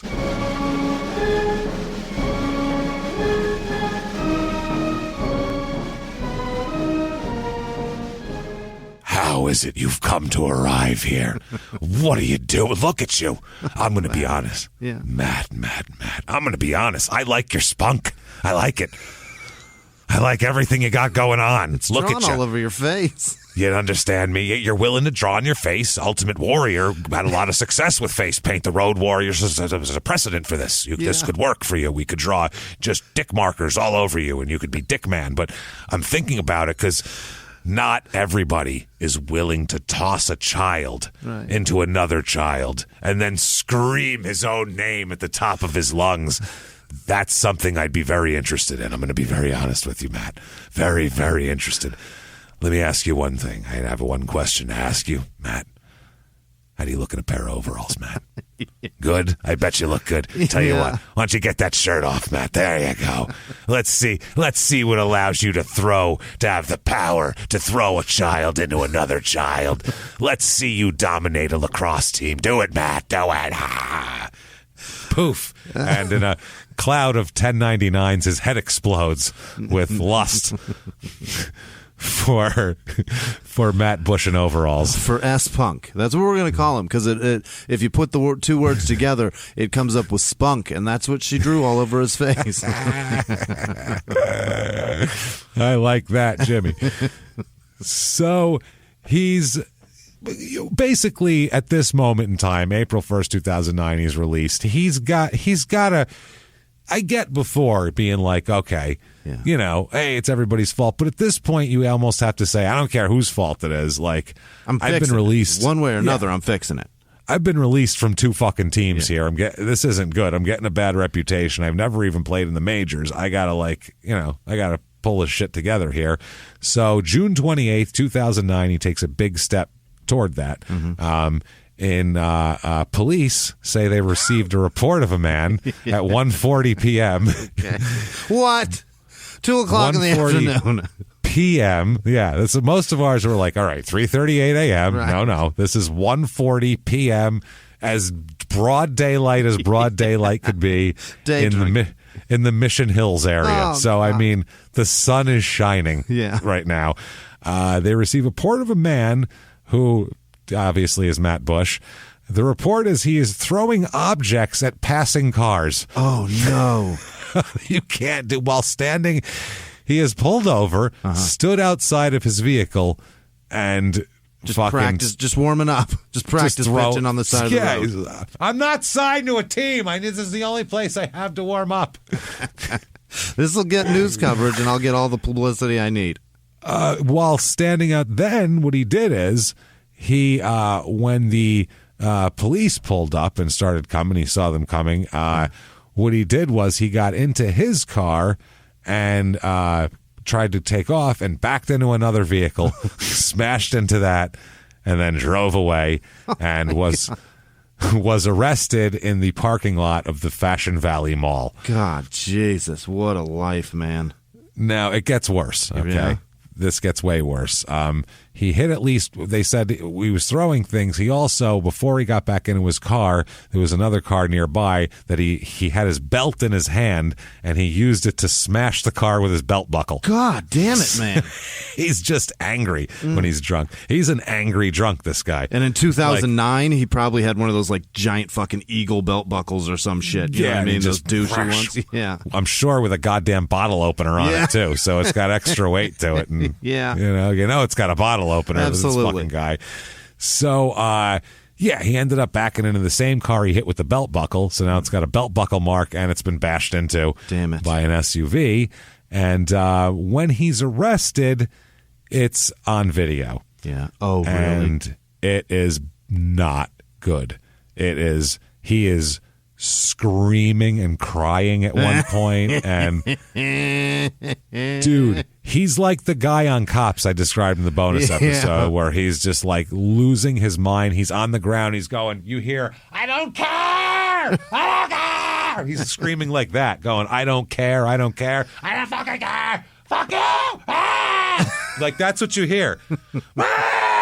Shit like that.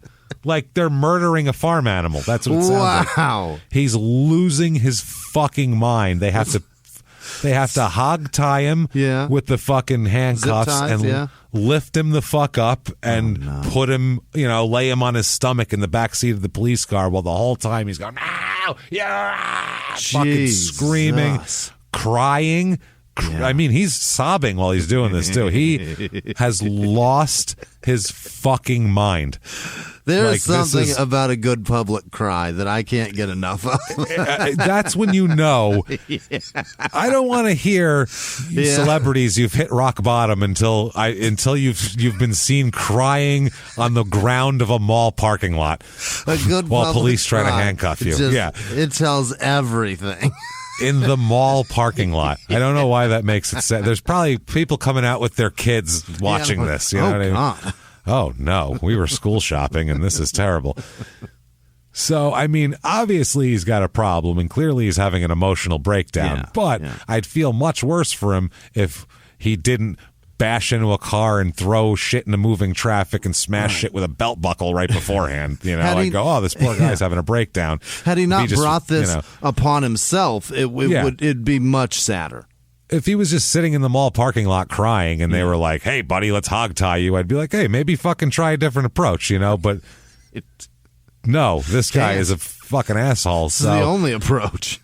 Fuck, man. By the way, when he pulled into the parking lot of the mall, the only way they caught him is because he crashed the Escalade that he was driving into another car. So that's what stopped him, was another car. So he's smashed two cars now. And it took 6 police officers to subdue him. And he's screaming, I don't care, like we said.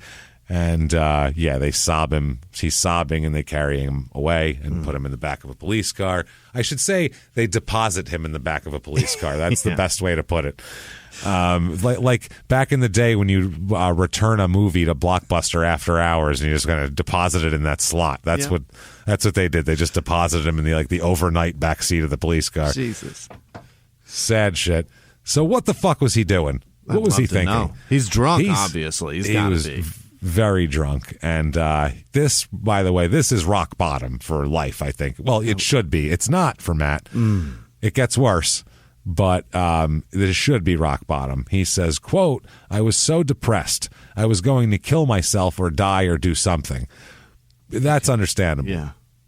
I get it. First emotion he's had so far that I can relate to. Yeah. You know what I mean? Like, your life is falling apart and you want to die. Okay, that I get. That's normal. Life is falling apart and you feel like you've done all you can to keep it on the rails, and yet it's still, granted, he's not. But for him, it feels like it. Yeah. Because everything's been given to him, because he's a fucking hero of San Diego, and now he has to earn it, and it's not easy.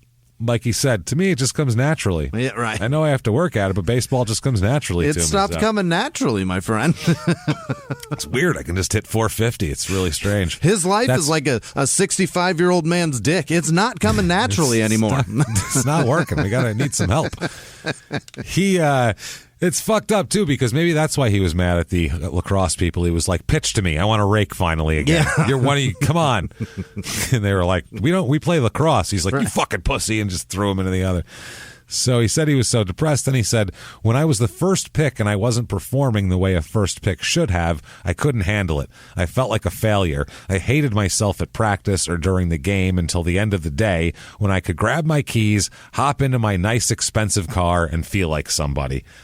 That's when he said, those are my devils, money, fame, and expectations. I was hollow inside. Yeah. So, yeah, once he got off the field, hey, I'm a cool guy with a fucking expensive car now. Right. But on the field, you're not performing as well as some guy who has no signing bonus and, grew up in the fucking Dominican and needs this so he can feed his entire family. Yeah. And you're like, shit just comes naturally, man. I don't know what's up. They just give me money and I'm cool. The guy that came from the farm system, an actual farm in the Dominican, knows how hard life really is. Yeah. He's like the sugar farm. I come from the sugar farm system. It's a different farm system. Our beaches aren't as beautiful. That's all. It's a little more difficult. Yeah. So July 10th, 2009, he's in court for the lacrosse incident and the driving incident and all this stuff here. Litany of incidents. A myriad of problems here. My. He ends up pleading guilty to assaulting students at lacrosse practice / party at Granite Hills High. Yeah. Jesus Christ. And also admitted to reckless driving and vandalism as well. And that's in the other case. He pleads guilty to 4 counts of misdemeanor battery. That's in the high school case. And in reckless driving with alcohol, vandalism, resisting arrest in conjunction with the other case. He also pleads guilty to misdemeanor reckless driving involving alcohol. And he is sentenced to... For all this, he needs some kind of lesson here because he's had a few incidents. You, sir, may fuck off 120 days in an alcohol rehab center. Okay, that's good. He needs rehab, so that's fine. I'm not sure if jail's the right answer. I don't know, but he needs rehab or something. But 3 months, James. That's a 3 lot. Months is it 4 months? That's 4 months. That's 4 months. Yeah, that's a good chunk of time. That's you're going to go there for a while. So I don't know if it's all inpatient or if there's like a weekend. I don't know how that works. Right. So January 25th, 2010. I don't know. Obviously, if you're a team, he's irresistible. He's just irresistible. I don't know how you wouldn't sign him. And Tampa feels the same way because Tampa signs him as a free agent that day for some fucking why? They're taking a chance on him. Going to take a shot at him. Why not? So he ends up. Pitching there. He throws for, what is this? The Charlotte team in Florida. They also, first of all, they sent him down to the rookie league first. Yikes. Where he's in there. That's got to be when he's 24. There is something about the words first overall draft pick, James, that will get you an unbelievable amount of chances. They saw that potential at some points. So there's they know it's in there. They know it's in there. And he, at this point, still hasn't made it to the majors yet. And he's kind of working against trying not to be only the 3rd draft pick in the history of baseball to not make it, for the 3rd top overall pick in the history of baseball to not make the major leagues ever. Wow. It's only been 3. It was that Steve Chillicothe guy in the 60s that the Mets picked over Reggie Jackson. Whoops. Good job, guys. Nice job, Mets. And then it was Brian Taylor, who we did an episode on, the Yankees' Brian Taylor, because he destroyed his arm fighting with people and being an asshole. So defending his brother or some shit?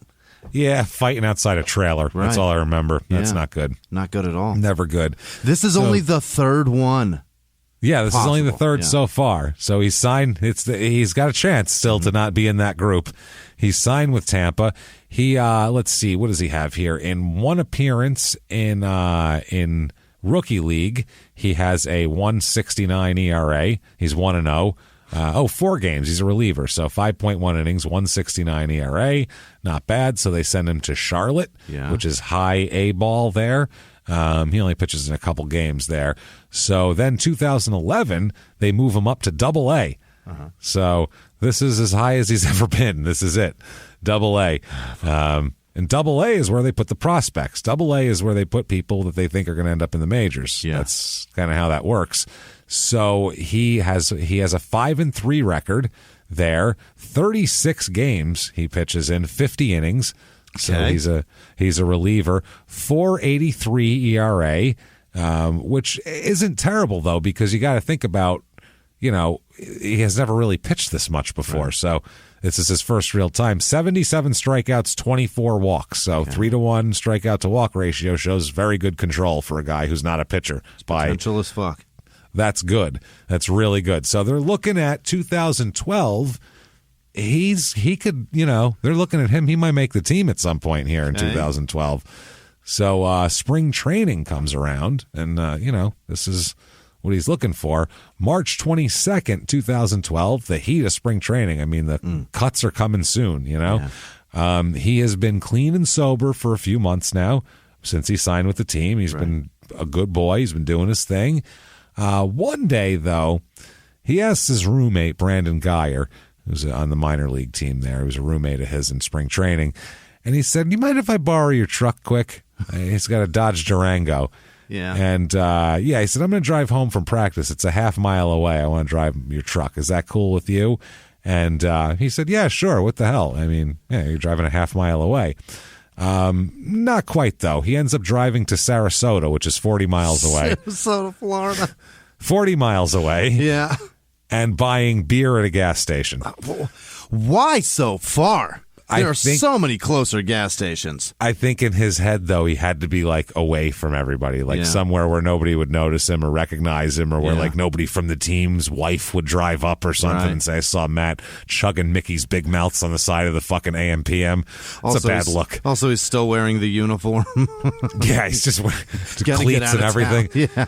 That click clack of the cleats really gets you noticed in a convenience store, in a fucking gas station. So he's buying beers. He says that he told himself just a few. He's going to have a few beers. That's it. Haven't drank in a long time. A lot of pressure mounting. His cuts are coming up, all this shit. I could use a little relief. Yeah.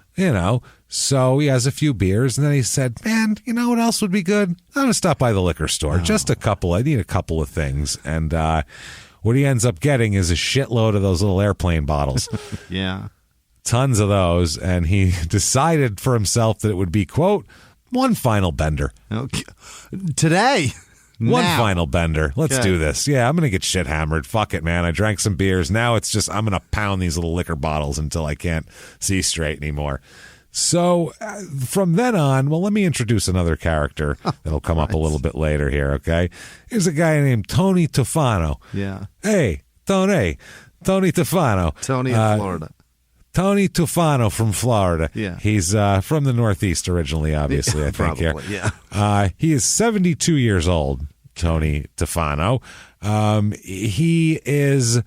He's basically getting back into shape at this moment in time. He's a runner, and he was a marathon runner even, and in very good shape. And now he's not in great shape. He does a kind of basically an 8-mile loop that he'll do for his exercise, which is for me is amazing. I would be like, I fucking walked 8 miles. That's 8 miles is crazy.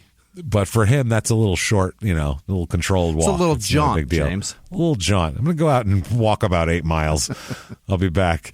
So this is to lose weight and everything like that, because he was a little bit depressed because his wife of 50 years died 10 months earlier. Oh, my God. So... yeah, he'd been married for 50 years to this woman. So he's having a little spaghetti at home. So he's depressed. He's been putting a little bit too much Romano on it. I get it. A little too much Parmesan. I get it. You're ordering a piece of cheesecake for dessert that you normally wouldn't order. Listen, those cheesecakes add up by the end of the month, My wife is gone. I've been with her for 50 years. I'm realizing my own mortality. I need to get this shit together. He's lucky he didn't drop dead, too, because a lot of people end up somehow just dropping dead. They're so lonely. I don't know. Broken heart, man. Yeah, their bodies give up, but his wife died, so he's recommitted himself, though, to getting himself in shape. Good for you, He's Tony. been doing that over the last 10 months. Tony Tefano's pulling it together. Yeah. He's struggling, obviously. It was hard because his wife's last 22 months, she'd been in and out of the hospital 16 times. God damn it. Which is just brutal. I mean, obviously on her, the person who's dealing with the problem, but it's also torture for him, for any family around, because it's just he's got to watch back and it, forth. helpless. Yeah, not only do you have to actually do all this shit logistically, but then you have to care for this person. It's somebody that you care about. Right. So apparently he said he dropped everything to be by her side, and that's all he did for the last 22 months of her life was just take care of her. And then he said, quote, I had a tough time getting over it. But he said he was starting to do better. He was running 3 days a week. I guess he used to be a marathon runner. He once finished the Boston Marathon in under 3 hours, is what the article says, which seems very good. He couldn't give a fuck about the amount of time it took. Yeah, the answer he finished it. That's a lot. That's incredible. If I called you and I said, I just finished the Boston Marathon, you'd go, holy shit, really? Yeah. Are you kidding me? Yeah, I've been doing it for the last 3 months. Are you serious? I don't care, James. That's amazing. You would freak the fuck out. Well, it only took me, you'd be like, don't care. Jimmie, you don't understand. I stopped in hotels. I don't care, James. You did it. That's amazing. You went back to it. It's impressive. I don't care that you stopped for dinner in the middle of it. That's fine. So he did that. He also ran the Disney Marathon in 3 hours and 14 minutes at age 57. Holy shit.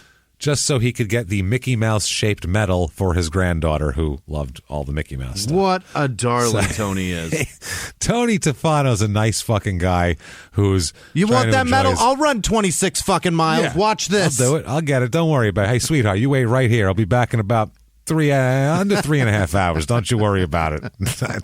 Grandpa Tefano's got you covered. She wants the fucking medal. I'll get her the fucking medal. I'll get her the fucking That's medal. incredible. Right? So he's a good guy, and he's obviously been having a tough run of it. Yeah. That really sucks, too, to lose your wife at like 71, 72. You've been together. They probably planned their whole lives to retire and then do this and this, and now he's by himself. So Fuck. that sucks. So this particular day, Matt's out driving, like we said, drinking and driving. You know how that goes. That's always fun. Yeah. At one point, after he drank all the beer, and then he drank all the little liquor bottles, he backed into a car while performing an illegal U-turn. That makes sense. At one point. Yeah. According to the Venice Police Department report here, around 2:20 p.m., he is a day drinker. I get it, man. It feels so good. It feels so good. But not to get blackout. Not to drive This and this drive is around. crazy. You got this shit is to do. Wild. No. Yeah, this isn't like, hey, I had a couple of shots and took the edge off or something. This is like hammered. He attempted to make an illegal U-turn, and he sideswiped a vehicle owned by Nelson Chafee, a 70-year-old from Massachusetts. So different guy. This isn't Tony Tefano, who had stopped at a red light on SR 45A northbound. The report states Bush fled the scene on a US 41 bypass. So the Venice Police Department issued an attempt to locate order on Bush's vehicle based on all of that. And they said he's a male in his 20s, wearing a hat and driving a black SUV. Yeah. And included a bunch of numbers on his tag, too. And a Tampa Bay Devil Rays jersey. And yes, he's also number 51 on the Devil Rays. So and they had part of his tag. It was a Maryland tag, and it belonged to Brandon Geyer. It wasn't even his goddamn car. Right. So Chafee, who was driving his Jeep Cherokee with his wife Judy in the passenger seat, and he said that he was going north on US 51, and he saw Bush's SUV, which he estimated was going about 70 miles an hour. Damn it. It's a 35 mile an hour zone. Wowza. So he's just cruising. And he said that he, quote, nearly hit a car in the right lane before pulling into a left turn lane at the intersection at Venice Avenue. Chafee said he then pulled up next to Bush, looked at him, and then straight ahead and waited for the light to change. He said when Bush's light changed, Chafee said Bush backed up, angled his car directly at his, and hit the rear door before then making an illegal U-turn and going southbound on US 41. Wow. So this was like, he was mad at him, basically. And Chafee says that he nor his wife was hurt, but they did have to replace the rear door. And he said, quote, I must have angered him. I made him. Yeah. Yeah. You pissed him off, apparently, because Jesus Christ, he fucking, wow. He put it in reverse in an intersection, James. Yeah. No shit, man. So then, and then made a U-turn. He looked back like, that's the right angle. Bang. Okay, good. Fuck you. So then about an hour later, these are like Easter eggs, just chasing this guy all over town. So the cops keep getting all these reports. An hour later, about 3:30 p.m., Sarasota County Sheriff's Office advised Venice police that the State College of Florida just had a hit and run that involved a black Durango. Mm-hmm. Could this be the same car? It fled the scene southbound after hitting a light pole. Yeah. He plowed into a pole. They filed a non-arrest complaint for leaving the scene of an accident with property damage, saying, quote, the light pole had been struck on the campus near the roadway. The light pole was cut in half, and there were he took down a fucking light pole, dude. And there were still multiple pieces of black pieces of vehicle lying on the ground from the impact. Yeah. So, first of all, I would love to say, poor Brandon Geyer. Yeah, he better be being seen wherever he is, because so many people tell cops, oh, my car was stolen, obviously. I'm not drunk. I lent it to my friend. Right. What's your friend's name? Matt Bush? Turn around, sir. Hands behind your back. They're going to arrest him for sure. So he flees the scene from there. They don't find him. So from there, I can let you. Where's he going, Jimmy? Where do you think he's headed now? Is he going back to spring training? Nope. Or is farthest thing from that he can going find. To the beach? No. Is he going Jimmy. to San Diego? He's going to the strip club. Where else do you go? In fucking Tampa or wherever the fuck they are in Florida when you're shit hammered and you've already had 2 hit and runs. Oh my God. Fucking in the course of an hour and a half. You go to a strip club and see some of them titties. Yeah. He's no sucker. He's tired of looking at the Florida beaches here. These are not San Diego beaches. I need to see titties. I got to, but you know what the great part is? You were actually half right, because the strip club he went to was about a mile away from the Devil Ray Spring Complex. So okay, he did a fucking loop. Wow. And came back is what he did. He did a big loop, shit face, banged into some shit, came back and was like, oh, it's time to the strip club. That sounds like a fun thing. I'll see some titties. Yep. That's what he does. So he hangs out, has a few drinks in the strip club, obviously, before being kicked out of the strip club. What the fuck? Why is he kicked out of the strip club? Because he grabbed titties. Getting up onto the stage and dancing with the women. He tried to get on the pole twice in one day, Jimmy. 2 distinctly different types of poles, but he's on the pole twice. Yeah. He broke one and then got kicked off of the other one. Hilarious. He's having bad pole luck, this guy. So the Sarasota police are driving around looking for a black SUV. He's in here trying to get on the stage with the strippers. He's on stage going, I'm Matt fucking Bush! Trying to grab fucking people's vaginas and shit, and they're like, well, get them out of here. And nobody even cares that you're Matt Bush anymore. No one knows who you are now. You're just you're some minor league washout, basically. No one cares. Who's drunk at 2 p.m. Not just drunk, fucking falling all over himself. Wasted. Blackout drunk, wasted. Because we find out at this point he's pretty much blacked out by the time he leaves the strip club. By the time he leaves the strip club, he, of course, gets in the car, drives more, obviously. He starts driving. This is US 41 is the road. Now, remember Tony Tefano? Yeah. Our buddy here? Tony Tefano's also on US 41. Oh, no. He is driving his Harley Davidson. Oh, that's south. No match for a drunk man in a Durango, James. In a Durango. Oh, my God. On US 41 near State Road 776 on a Thursday afternoon. This is about 5 p.m., so he hung out in the strip club for 45 minutes or so. Oh, Tony. Bush is driving a 2011 Dodge Durango on the inside left lane on US 41. And Tefano, apparently, he had spent the afternoon babysitting his granddaughter. Like a hero does. And then he decided he needed to move into the left lane so he could turn into a Publix to pick up some milk to have at his house. Or, I'm sure to give to underprivileged something. Who the fuck knows? He's going to stop by the children's hospital and give it to the lack of calcium ward. Yeah, he's going to give it to the kids with weak bones. Right. They got a osteoporosis wing down there with the kids. It's very rare, childhood osteoporosis. So we're going to densen them bones up. We'll get these kids playing football in no time.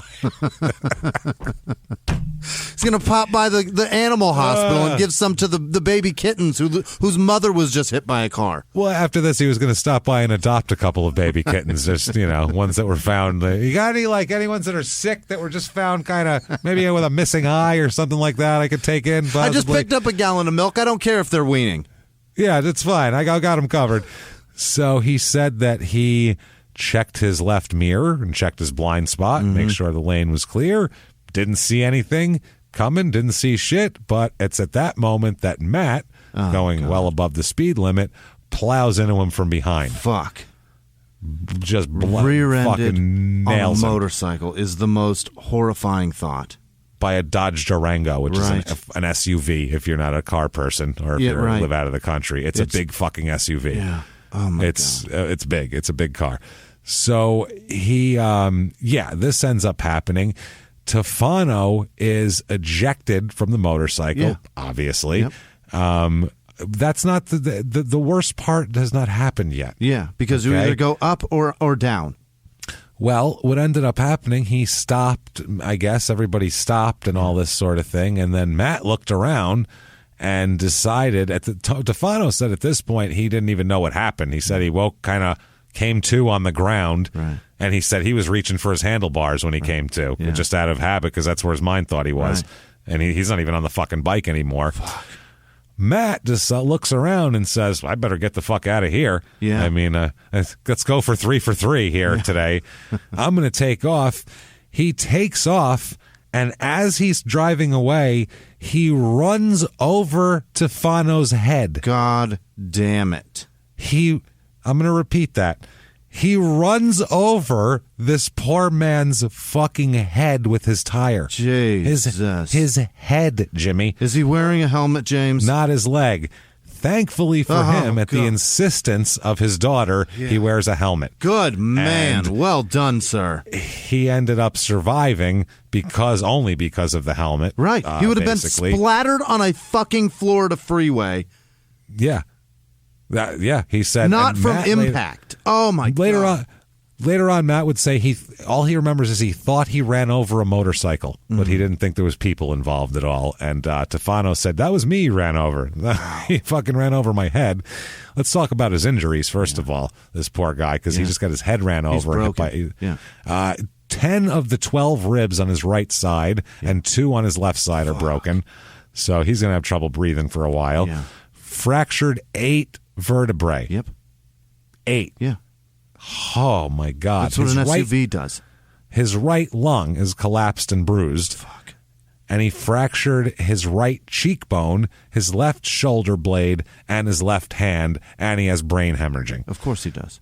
So that's a lot. Horrifying, those injuries. That is like you're just broken. Also has road rash on his arms and his back and all that sort of shit. And yes, it was his granddaughter whom he got the medal for, who insisted he always wore a helmet, so he did it. Helmet, by the way, huge crack on the right side. He broke the fucking helmet. So that's why his face is fucked up and he's got brain hemorrhaging. Imagine if he doesn't have a helmet, right? Your skull is not as strong as that helmet, first of all. He would have popped like a grape on that freeway. Oh, yeah, he would have been a headless man. It would have exploded like scanners. It would have been fucking ridiculous. So, well, he does that. The reports, or a witness from there said, quote, literally the tire on the SUV ran over the driver's head. Without the helmet, the gentleman would have been dead instantly. Yeah. And I can't disagree with that. That's just insane. So he takes off, though. He doesn't stick around to figure out the consequences. He takes off. Several witnesses told authorities that the black SUV continued down on US 41, And the county sheriff's department joined in the search because now this Durango is, it's fucking, it's he's a murderous. menace. It's a real menace. And finally, the Durango is sighted traveling south on Toledo Blade Boulevard near Price Boulevard. And they end up somehow getting him. I guess, I don't know if he stopped somewhere and they ended up pulling him over and getting him. They said that he had red, blurry eyes, slow movements, your basic characteristics of shit-facedness. Right. And at 8:30 p.m. is when they did the blood alcohol test. Oh, my. He ran the guy over at 5. Right. He's been out bashing into shit-faced since 2:30. Right. So, or 1:40, I'm sorry. So think about this. So it's been that long since he's been drinking. 7 he hasn't hours. even. Yeah, he drank at the strip club like 5 hours ago. Right. So, his blood alcohol level is 0.18. Wow. Still. He was like a 0.2 something at least. Oh, he was fucking ridiculously hammered. 0.08 is the legal limit, so more than twice that, and that is well after. During questioning, he told the officers that he had a serious drinking problem. We know. Your turn. Now you're like BTK. You broke in with a gun and said, I have a sexual problem. Right. We get it. Yeah, I know. You're fucking, I'm tied up. I understand your sexual problem. Right. I have a serious drinking problem. Do you now? Yeah. You're a BTK with somebody tied up with your dick out. Like, we get that you have a serious problem. We understand that. So he said that he stopped and bought a few and then kept driving. And the officer told Bush that the arrest should serve as a wake-up call to his problem. Like, well, if anything, this should work for you in this way. And Bush said that quote, I've already been there. Okay, Bush, tried and failed, motherfucker. Don't care. The worst problem, Bush, is that your life now is over because you have so many legal problems right now. It's insane. He told the officer that he'd been shopping at a Sarasota mall earlier in the day, hit a pole with the SUV. He said he didn't see the motorcycle or remember hitting the motorcycle. Then later on, he says, I might have ran over a motorcycle, but I thought it was just on the ground. Yeah. Also, he's driving without a license. Is the other thing, because, what the fuck, why not? The Tefano family is super pissed off at him. Sure. Yeah, his daughter-in-law, who's kind of the family spokesman, Shannon, she said that she was angry that anyone could hit a person and not stop or show any remorse. Yeah. She said, quote, I just can't understand how somebody could run over somebody's head and just take off. And when he's caught, he doesn't even think it's a big deal. Right. That's the other problem. Yeah. He wasn't like, oh, my God, I'm a monster. He was like, I don't know, just had a few drinks, whatever, it's fine. I don't remember that. Yeah. Who cares? So he is charged with 2 counts of DUI with property damage, 1 count of DUI with serious bodily injury, 1 count of leaving the scene of an accident with an injury, 1 count of driving with a suspended license, and 2 counts of leaving the scene of an accident with damage to property. Okay. So the silver-haired middle-aged response from the Devil Rays. Yeah. What do they have to say? Quote, the Tampa Bay Rays organization is deeply saddened by today's tragic news. Our thoughts and prayers go out to the victim and his family. We will reserve further comment until we learn more about the incident that took place. Play ball! We're going to let this die in the media for a few days and see if people stop asking us questions about it. And if it doesn't go away, then we'll have to answer something. But for now, we're not involved. And the Rockets' red glare. That's it, man. Buy me some peanuts and Cracker Jack and a bunch of those little airline liquor bottles. Buy me some peanuts and Cracker Jack and a shitload of tiny 1-ounce liquor bottles, and it's root to get shit face. 99 bananas goes down fast. And we run over Grandpa's old head at the old ball game. Fucking horrific. And it's horrible. 1, 2, 3 shots. I'm drunk at the. And it's 1, 2, 3 charges. I'm in jail at the old. What a bunch of It doesn't assholes. rhyme, but it's How do very you accurate. not, as a professional I get that your livelihood depends on these people, but How do you not, as a professional baseball team owner, say something like, we are horrified that this is even a thought that I can't believe this day exists, to be honest with you. If this shit is true, I'm going to kick him right in the dick. Yeah. That's what he should be saying. And Tony is the newest owner of season tickets. Thank you so much for coming. No shit. Yeah, they should give him tickets for that. So his bail is set at over $1 million. Well, that's tough. They're not fucking around with this. It's a hard hill to climb. Yeah, I mean, they push for a smaller bond, and in doing so, they argue that this guy here, Matt Bush, has only $2,000 to his name in his bank account. $2,000. $2,000 left. Wow. And the judge says, well, it's his fucking problem. Yeah. Stay in jail then, and he's going to remain in jail till his trial. Good. That same exact day, by the way, Chicago White Sox pitcher Bobby Jenks, remember him? Big guy. He was arrested. He was on the 60-day DEL recovering from back surgery and was charged with 1 count of driving under the influence, 3 counts of driving under the influence and damage to property, 1 count of leaving the scene of a crash. He did the same shit. Same shit, except didn't hurt anybody was the only difference. He just damaged property. Major League Baseball was having a field day that day. When they arrested him, he told the officers, man, just took too many muscle relaxers, I guess. I guess he was recovering from 2 off-season back surgeries, so he has prescriptions and everything, but you can't go driving around on them. That's the difference. And he was driving recklessly because he hit a car at a nightclub and, quote, had to get out of there. So that's why he was driving fast, because he was trying to get the fuck out of there. Why are you driving so fast? I just hit a car, officer. I'm fucked up. Yeah, no shit. I'm tore up. Did you see that driving? It was shitty. I gotta get the fuck out of here. You can see by my driving how fucked up I am. So this is fucking wild. I mean, Matt is a disaster. He's like, I feel bad. Like I said, Brandon Geyer is the other guy I feel bad for, because who knows if they were even like looking for him or some shit like that. Like this guy that you destroyed my car. Right. Now my name's all in the paper connected with this shit. And it doesn't look good for me when you Google my name. That's all that comes up. Evidently, the police have your phone number. You know what I mean? They could have called him and been like, Brandon, could you stop the car? I'm not driving. What do you mean? What do you mean? I'm at practice. You hear like, you hear shit like that in the background. We're throwing balls over here, officer. Two down. Let's round the horn, everybody. Outfield, go 2. 6-4-3. Let's do this. Now bring it home. 1 hopper. So it's for a fact that that's not the case. So October 5th, 2012, Matt is finally released by Tampa. It took him way too long. Took him a long time to release him. So you got Brandon Geyer, Tefano, the Chafee there who got his car backed into. I'm sure that dancer who was on stage really didn't need Matt Bush getting all up in her business either. She remembers that day still. Yeah. I wonder if it was with a dancer. I think it was, or if he just it was between some dancers and he's like, I'm getting up there. I'm showing these people who Matt fucking Bush is. That's what they need to know. I'm Matt and here's my Bush. What do you say? Matt the Bush. The Bush. So either way, I mean, it's just Jesus Christ. He's left just a shitload in his wake. He has a girlfriend, too, that's got to deal with this shit. He's just a fucking disaster. I feel bad for these people. I really do, Jimmy.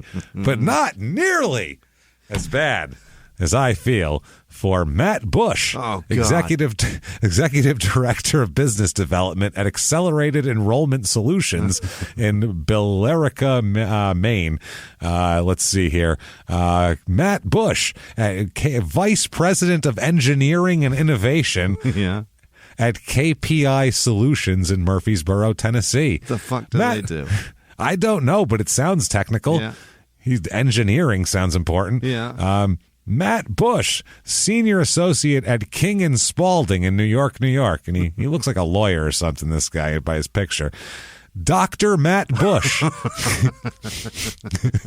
Yeah.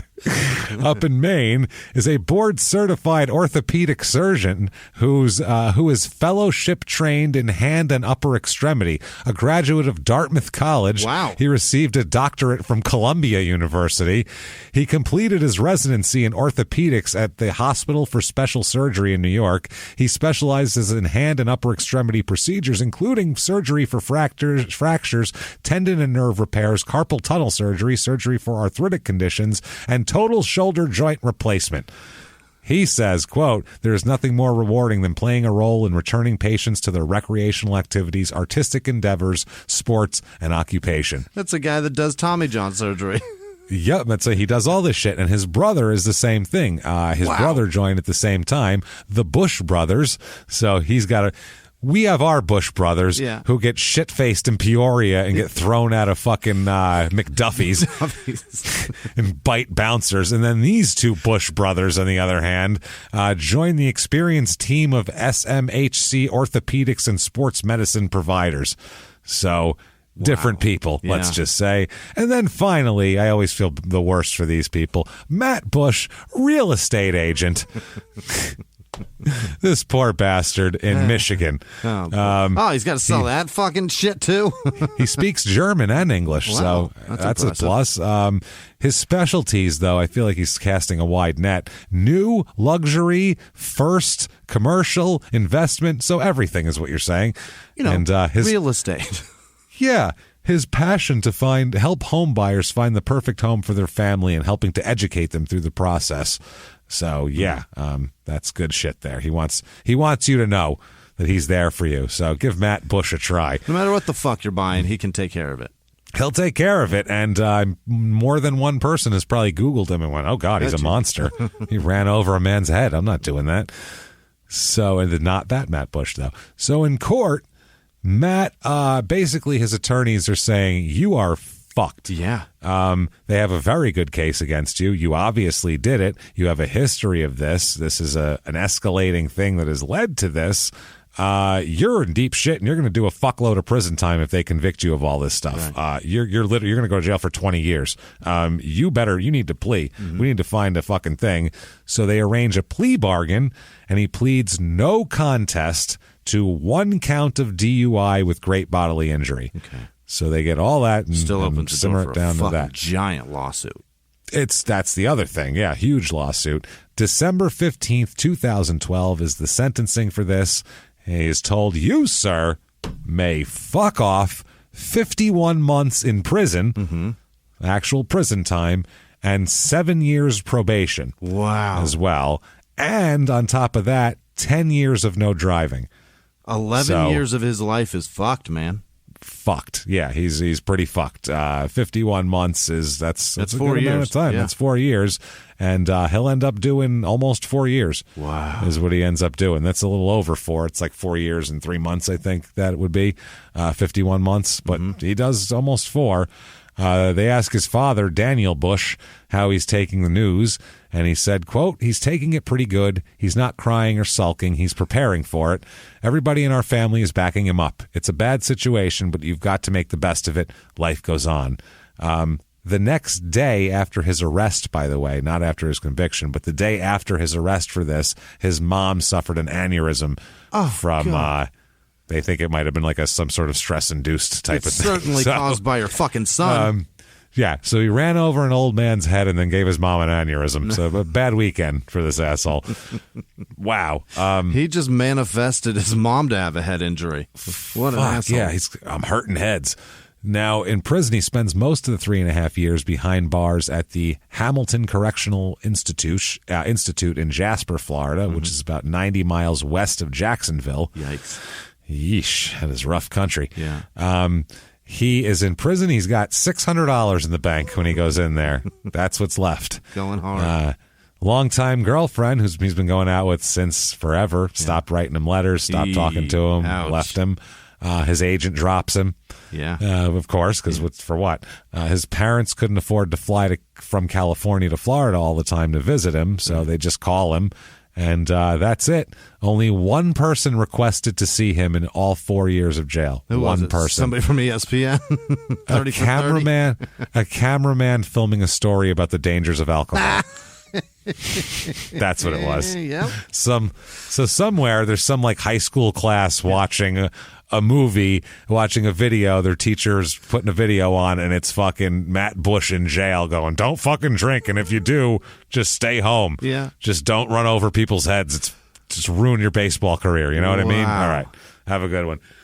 That is fucking depressing, James. It's bad, man. Hilariously depressing. 2013, the Tefanos file a $5 million civil suit against Bush. There you go.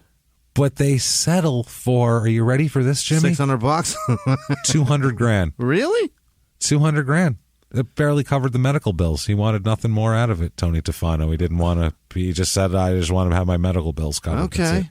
Well, that's good. That's again a saint of a man. I was going to say, could this guy be any night? Even the guy who ran over his head, he's like, you know what? Just cover my shit and I'll be okay. I never want to see you wild. again. Then publicly forgives Matt in a newspaper interview as well. As heroes do, James. This guy is ridiculous. That's what the Pope did back in the day when somebody shot him. They were like, I forgive him. Like, he's, this guy's nicer than the Pope, for fuck's sake. Which isn't really hard to do because that Pope also let kids get molested repeatedly. So let's be honest here. That's not a high bar. No. So Matt said he thinks about the accident. He says, quote, I force myself to think about it every day in prison because I deserved to suffer. He says that he went over the facts. He said that everything was, he went over the whole thing. He thought about it, and he heard that Tefano has a walker now, and he has to rely on pain pills just to be able to tie his shoes. And, he went from being still running 8 miles at 72 years old to just being a broken man. He also wrote Tefano from prison to apologize as well, and even called him as well.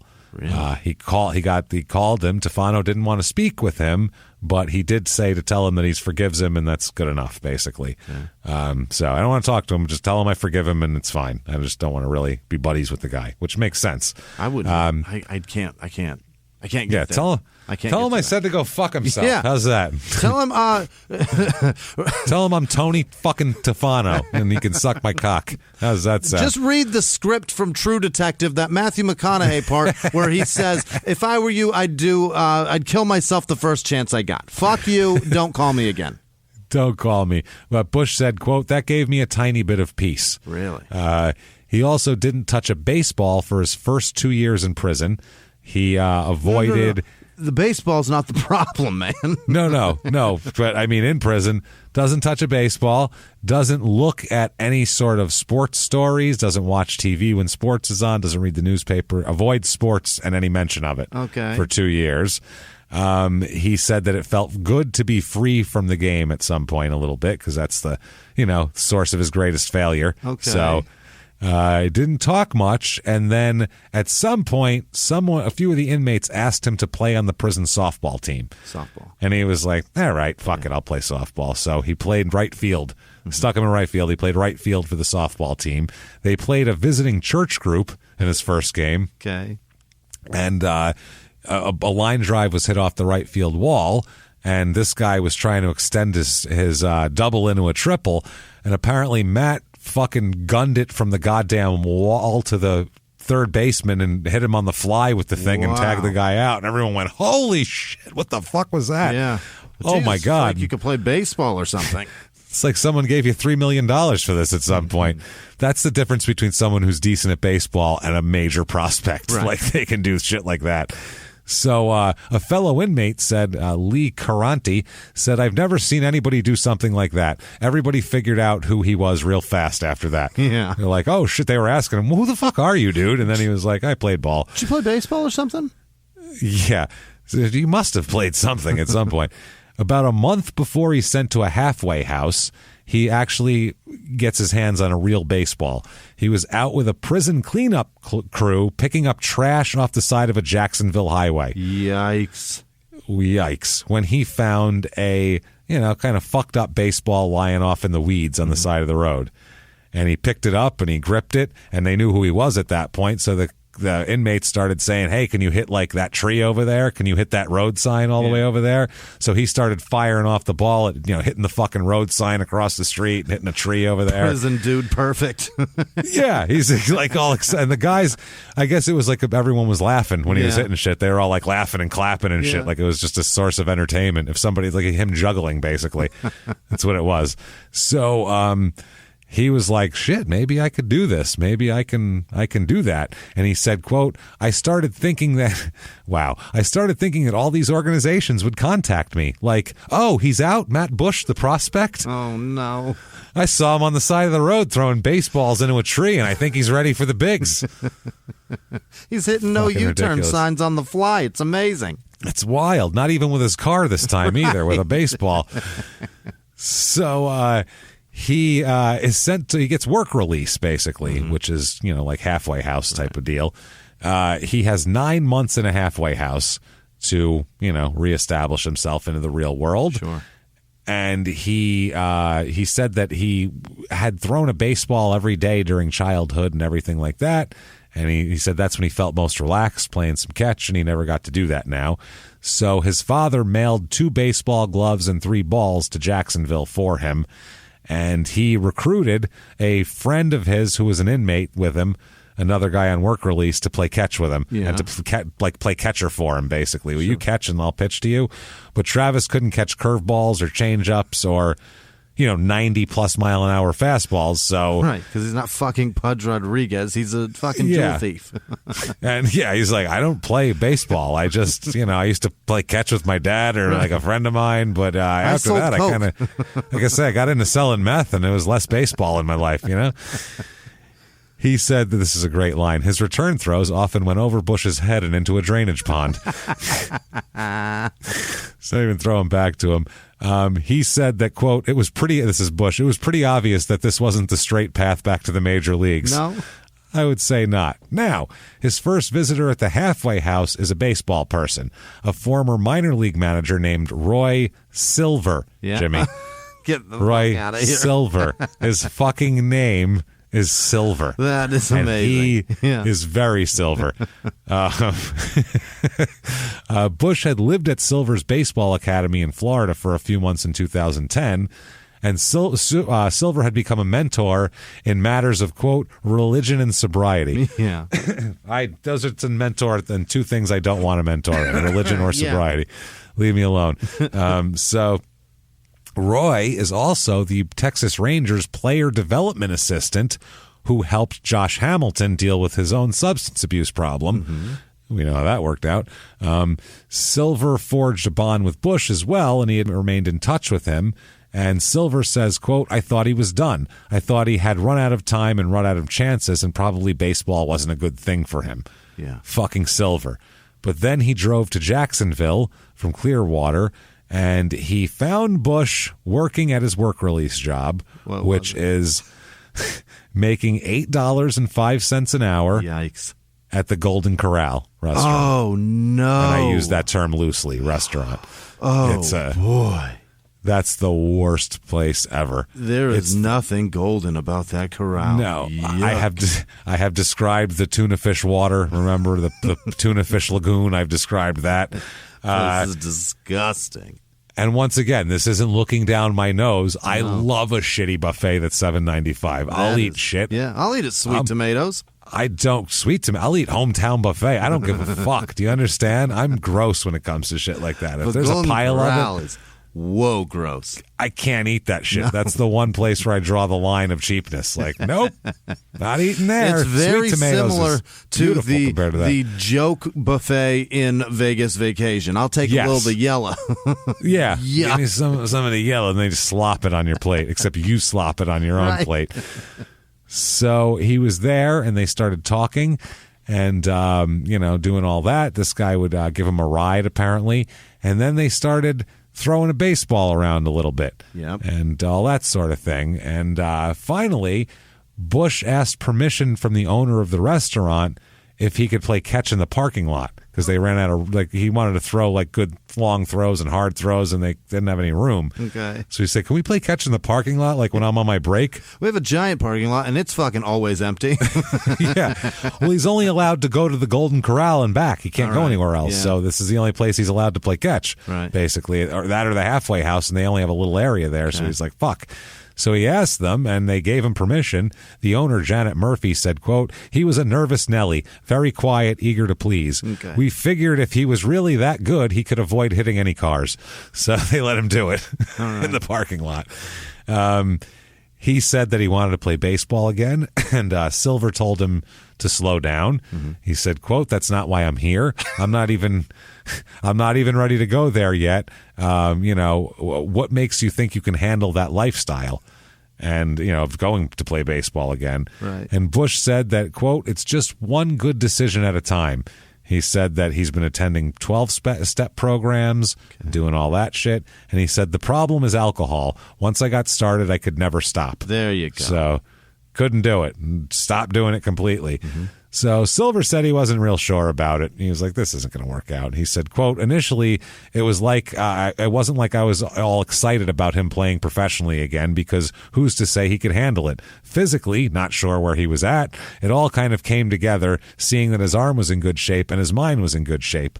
And he said it's different when you're 29 or now 30 and you've grown up a little bit. A lot of things had to come together for us as friends for this to happen. Okay. So he said, none of this is normal, Matt said. He said, quote, it wasn't normal for me to be throwing a softball in prison either, but my last 3.5 years weren't normal by any means.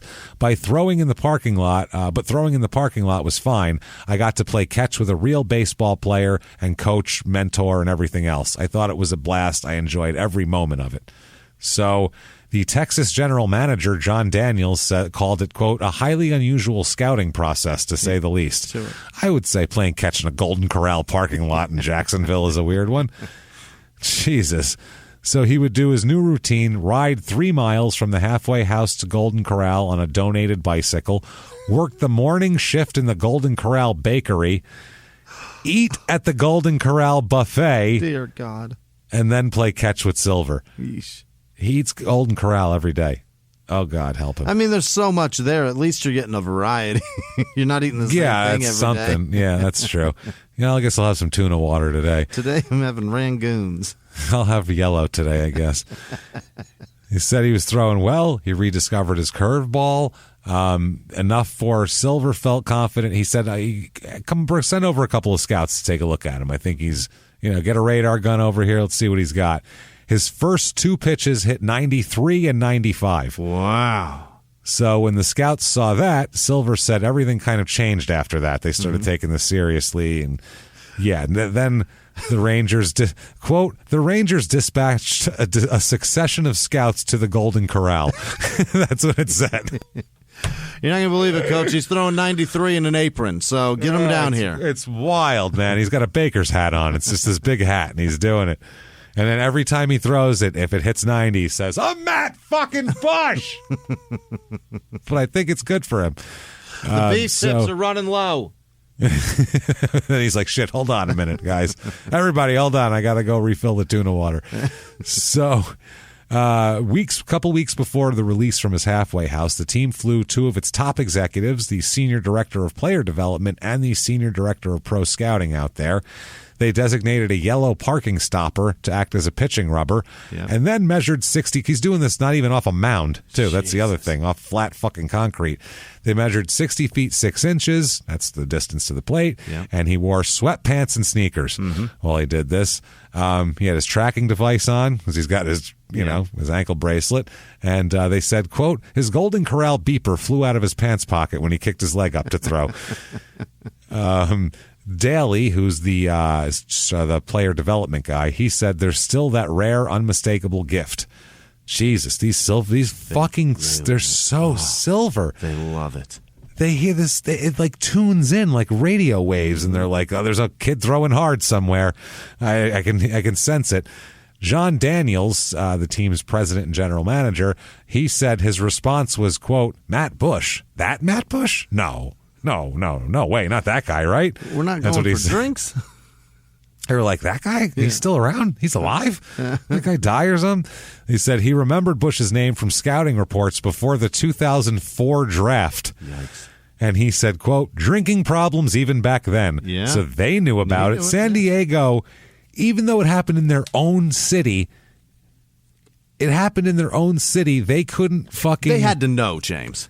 You have to. You can't tell me that somebody high up in the organization can't call some police captain in the goddamn fucking San Diego police department and go, hey, you got anything on this kid? They do that shit. Got to. But in Texas, they knew about him. Drinking problems, even back then. And he remembered all that, too. He said, quote, this wasn't just somebody who had a few too many beers and accidentally rolled through a stop sign. No, he rolled over an old man's head. Right. He said it was a third, fourth, or maybe a fifth chance. Anytime we take a chance on somebody or it's a little bit of a gray area, the question is, where is that line? I'd like to think we have some things we stand for that aren't flexible, and this was kind of out there. Mm-hmm. Yeah. October 2015, released from prison. Okay. Again, he wrote a letter to Tufano. He offered an apology and outlined his remorse, and they initially planned to meet up. Oh. But then Bush said Tufano told his lawyer that while he wished him well, he feared reliving the day when the whole thing happened. He didn't want to relive it. Yeah, I don't think. But he wishes him well, and it's fine. Bush said, quote, it's good for me to get that off my chest and for him to be able to understand, hey, I just didn't go out there one day looking to find somebody to hit in my car and ruin their life. It wasn't even your car. It's the other thing. It wasn't just looking to borrow a car and running over an old man. He wanted him to know they didn't do it on purpose, basically. Like, I wasn't like, fuck you, I'm going to bash you into you and run over your head because I don't like you. I'm very sorry for my mistakes. I'm going to do everything that I can to stay sober and not to ever put anybody in that situation again. Yeah. He moves back home, which normally I would say that's one of our rules, but this is to move in with his parents in San Diego so they can keep an eye on him. Yeah, good. Yeah.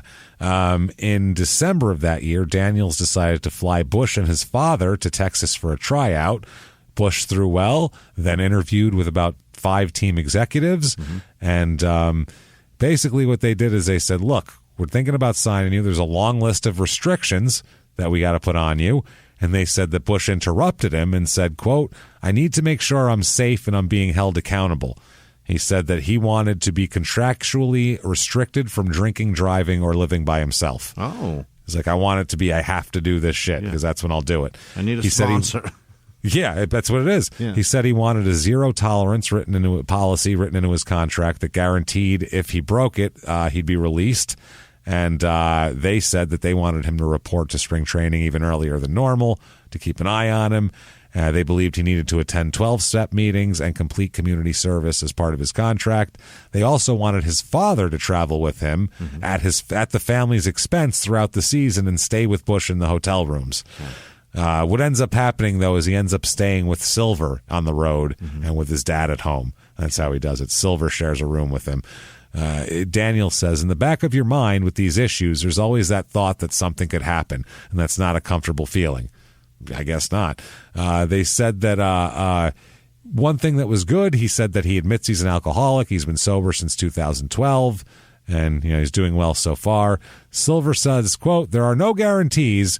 We're not naive. Something could happen. This is life. But you hope and you pray and you pray and you hope, and you have to choose to have faith and believe. Yeah. So, December 18th, 2015, they officially sign him as a free agent, the Texas Rangers. What a ride. They said, quote, obviously, if he was throwing the ball 85 miles an hour, we wouldn't be here, but I would still have been there. I'd still be in his life. I've always told him that. Yeah, I'm sure if he couldn't throw a baseball, you'd have all sorts of time for him. Maybe he is. Maybe he's just a saint, but... Yeah. I'm just having to think. How many people are you mentoring right now? Do any Mr. of them? Silver, I drink too much and I can't throw 93 miles an hour. Yeah. You gonna come hang out with me? Probably not. You think anybody with a sub 95 mile an hour fastball is getting this guy's attention for their drinking problem? So, and they especially keep drawing attention. Once they sign him, they're like, oh, look at this. And they start bringing up the other people in the 2004 draft who are huge stars. Yeah. Drew, Verlander, Weaver. They're all like entering their 10th big league seasons and dominating and winning awards. And giant houses and beautiful cars. And $100 million contracts. Hot wives and really crushing it. March 4th, 2016, San Diego Union Tribune, written by Bryce Miller. Big old fluffity fluff piece on him. Yeah. Oh, what a good guy. They talk about how his team has implemented the no tolerance policy. He's prohibited from even driving. His dad's staying with him. They attend 12-step programs multiple times a week. Yeah. Dad says, quote, "It seems like it's been longer than almost 4 years because time seemed to go real slow after that happened. Things weren't moving so good." Yeah. He says, quote, "That threw a wrench in the machine. It took a lot of thinking, a lot of digging deep, becoming more religious, finding God. Oh, no, don't do that, guys. And respecting people even more rather than taking things for granted." He's breaking all the rules besides the junior rule here. Yeah. He says, quote, baseball, my boy's going to do this and that. I told myself I should be cool because every time I start getting all happy and everything, something might happen to bring it down. So it was pretty rough. Now, Matt, he says, quote, I think of the trauma to my family and Mr. Tefano and the Devil Ray and the Tampa Bay Rays. They didn't have trauma. They just had PR problems. That's all. Trauma. They had to prepare a statement. That's what they had to do. They didn't have to rebuild their vertebrae. Fuck, don't put them in the same sentence as Mr. Tefano. Right. Are you nuts? He got pins in his neck, you fucking jerk. Yeah, idiot. He walks with a walker. He said it was, I wonder how long it'll take him to do the Boston Marathon now. Considerably longer. I'll still be impressed. Yeah, I will. He said it was a disaster.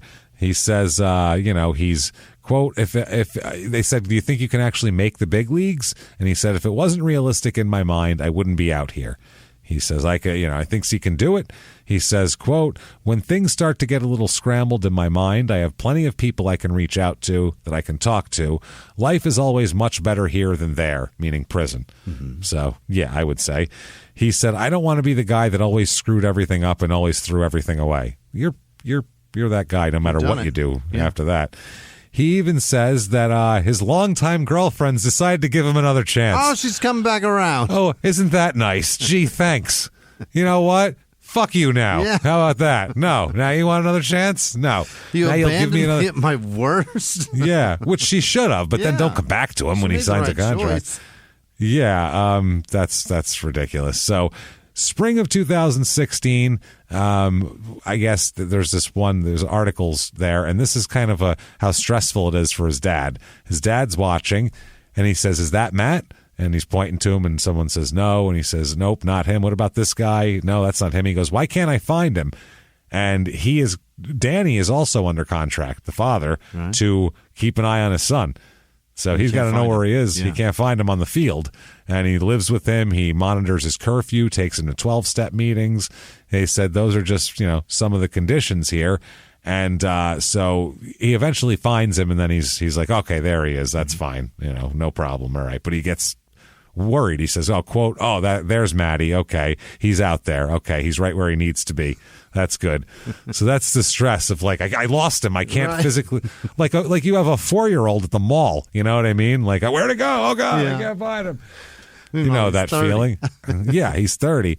So 2016, Matt says, quote, I view this as a large blessing. He's back on the Rangers, 2016. I'm very grateful, very honored to have this chance. I really want to make the most of it. It feels really good to come to the park every day, wear the Rangers gear, and mingle with other baseball players. He lives at the hotel next to the Rangers complex with his father, Danny. He said that he attends multiple AA meetings every week and walks to the complex every morning.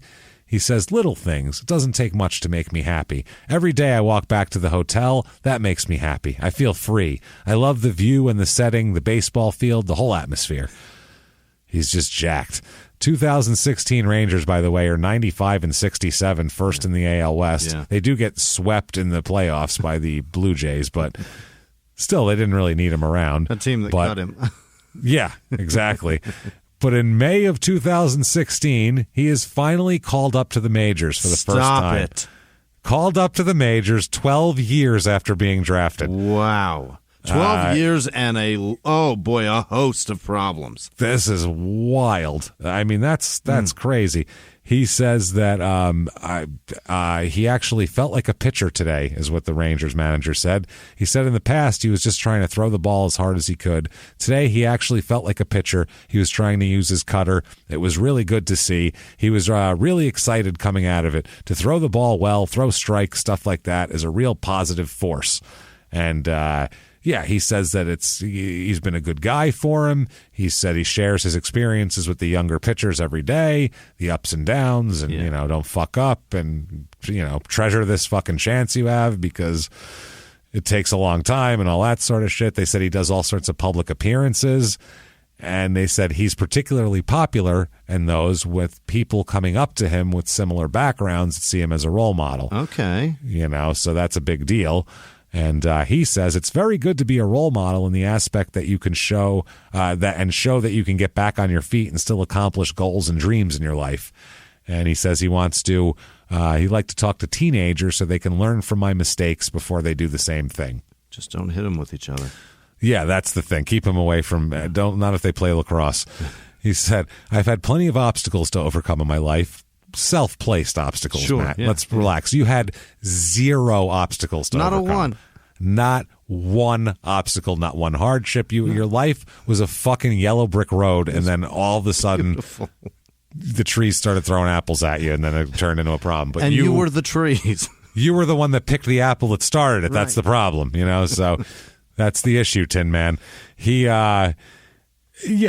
said that's what happened there. Plenty of obstacles. I'm just really excited to be here. I feel like God put me in place with this organization. Oh, no. There you go.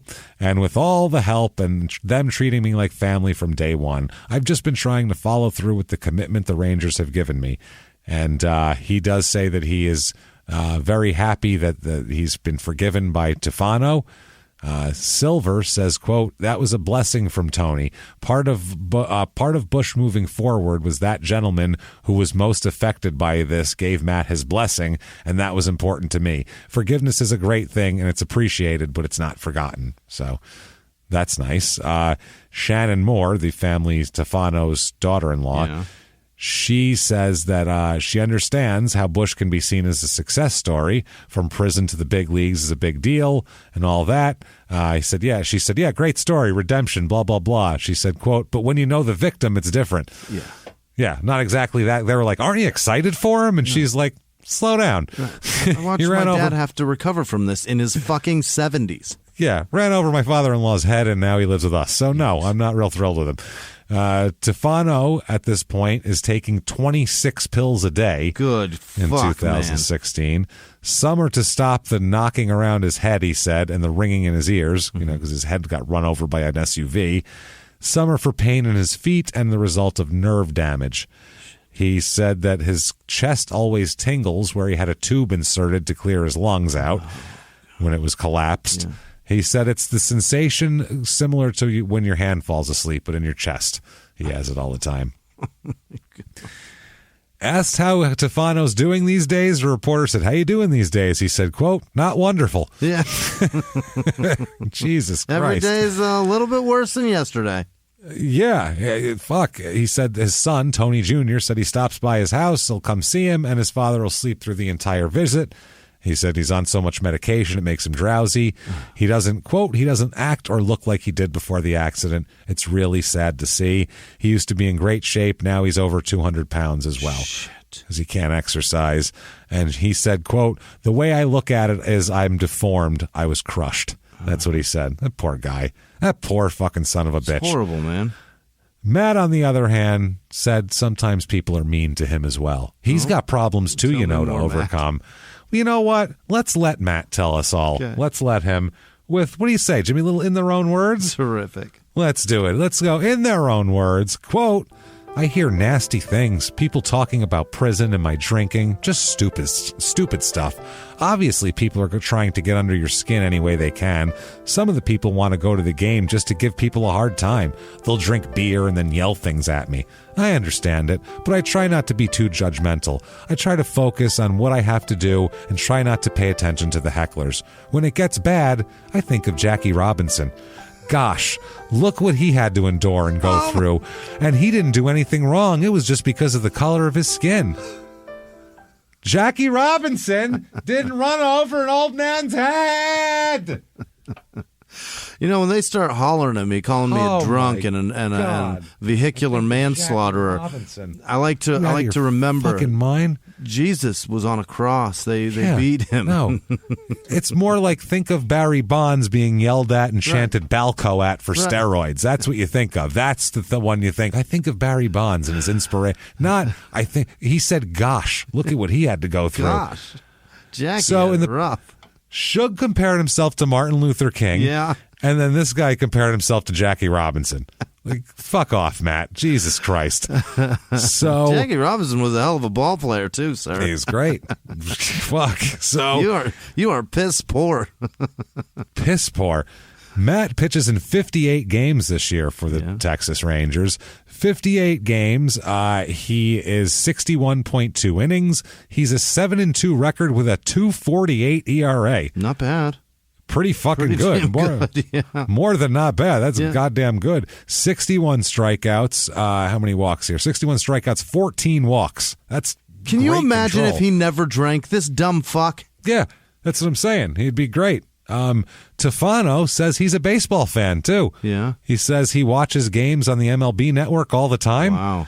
He recently saw Bush pitch an inning for the Rangers. He just came into a game he was watching.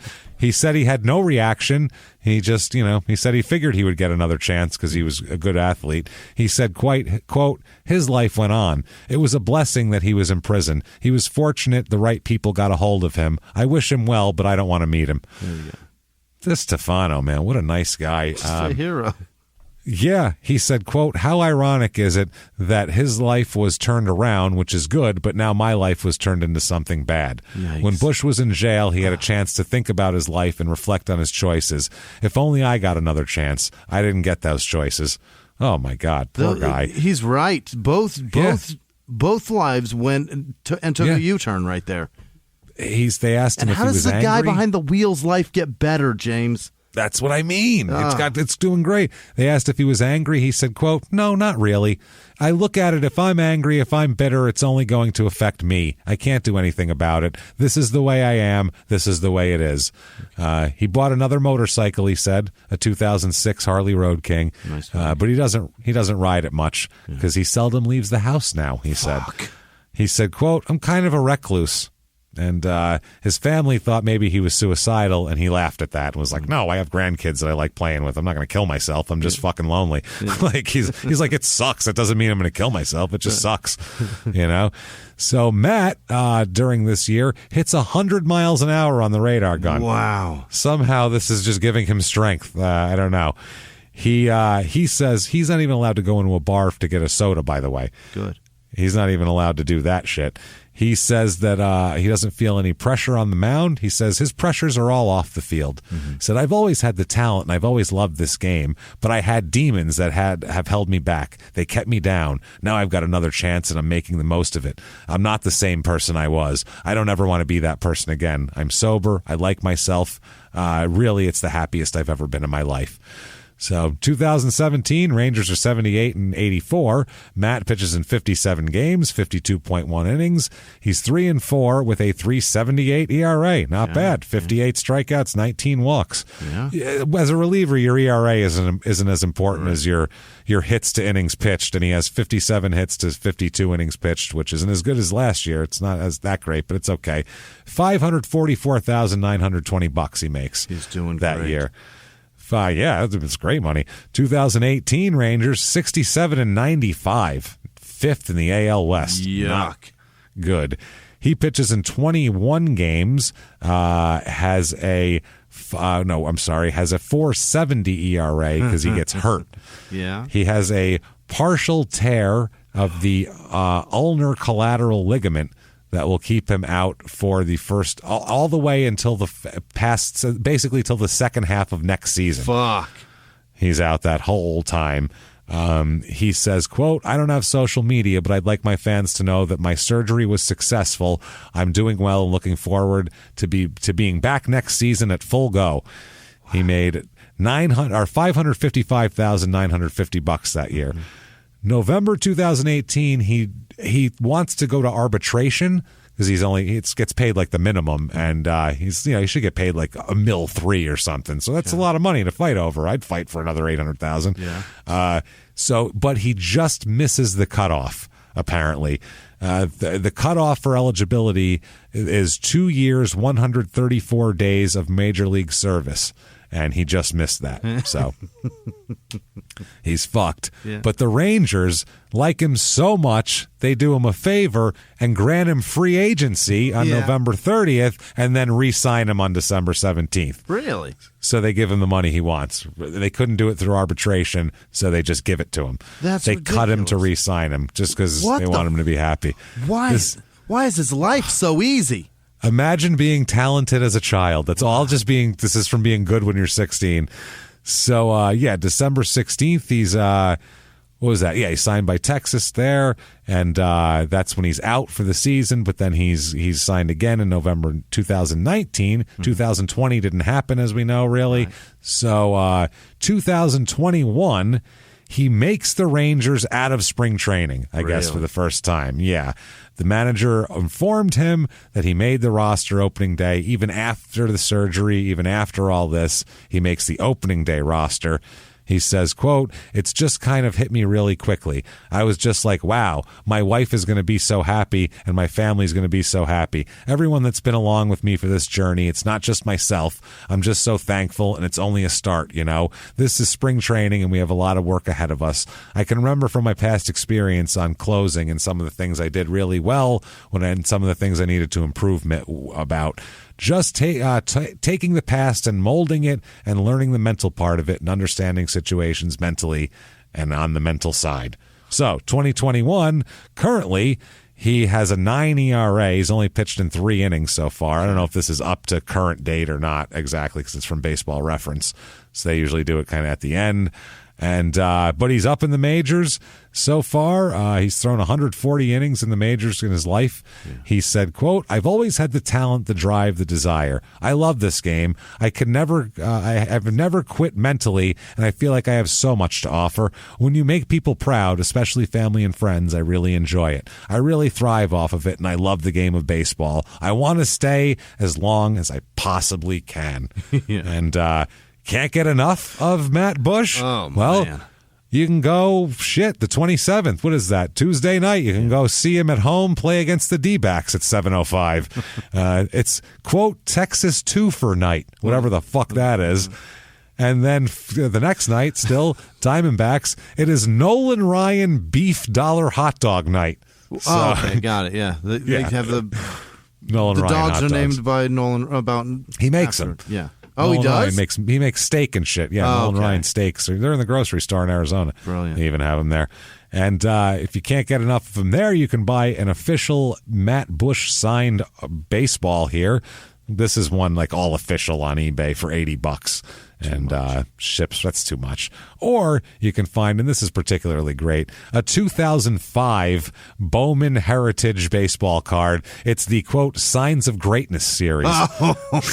Whoops-a-daisy. And it's his Bowman rookie, and it's autographed. And that shit never happened. He How didn't much play is for that? another 10 goddamn years. Only a few bucks, like $12 or something here. So that, everybody, is Matt Bush. I don't like when he makes references to his journey. When you have done what you've done, you don't get to say things like life's been a bumpy road or any shit like that. Not when Just you say, run people over.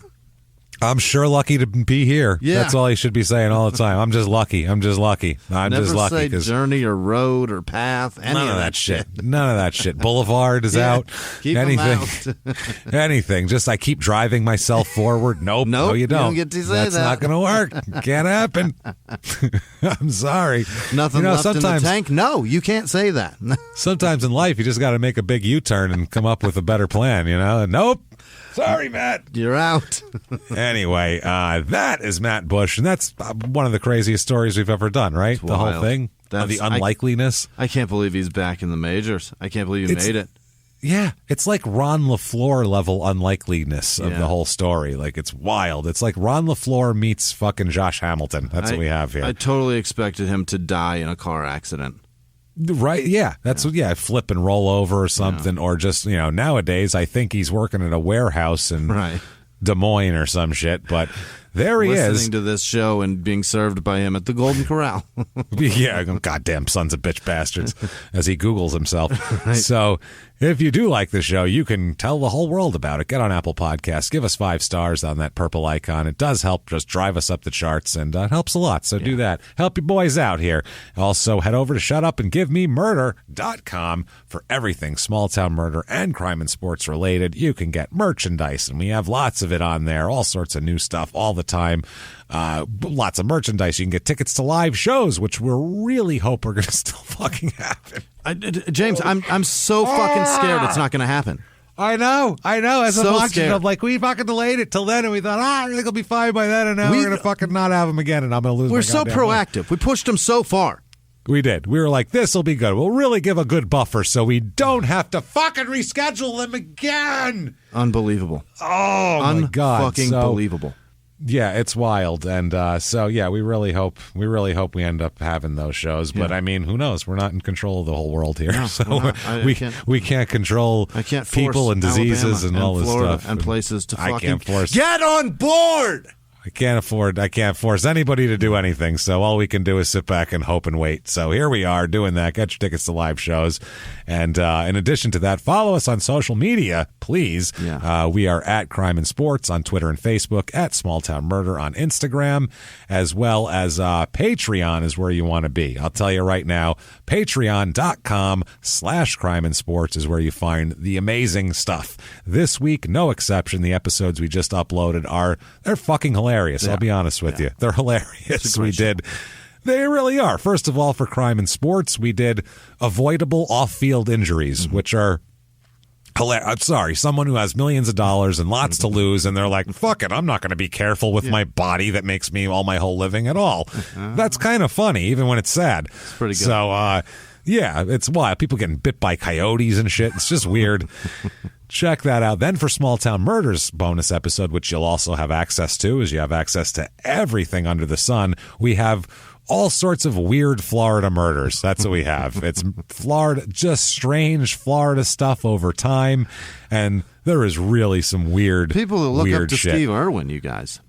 Yeah, one guy tried to, quote, teach an alligator a lesson. We'll put it that way, and obviously bad shit ensued. So here you go. He was pissed off at him. You can get all of that at patreon.com/Crime and Sports.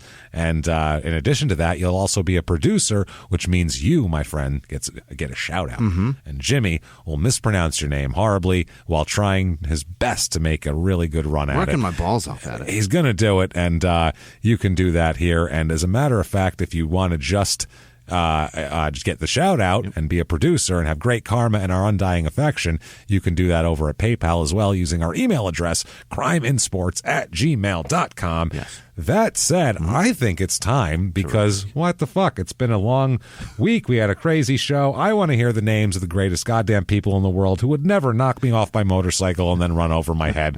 Jimmie, hit me with them right now. This week's executive producers are, this week's executive, CEO of the company is Clay Thorson. Thank you, Clay. Oh, thank you, Clay. You're the best, man. You're a sweetheart. I can't tell you Clay. how much I appreciate you, truly. He has been down with us forever, and we fucking love you, Clay. Thank you so much. And he donated under a name of Dixon Diaz.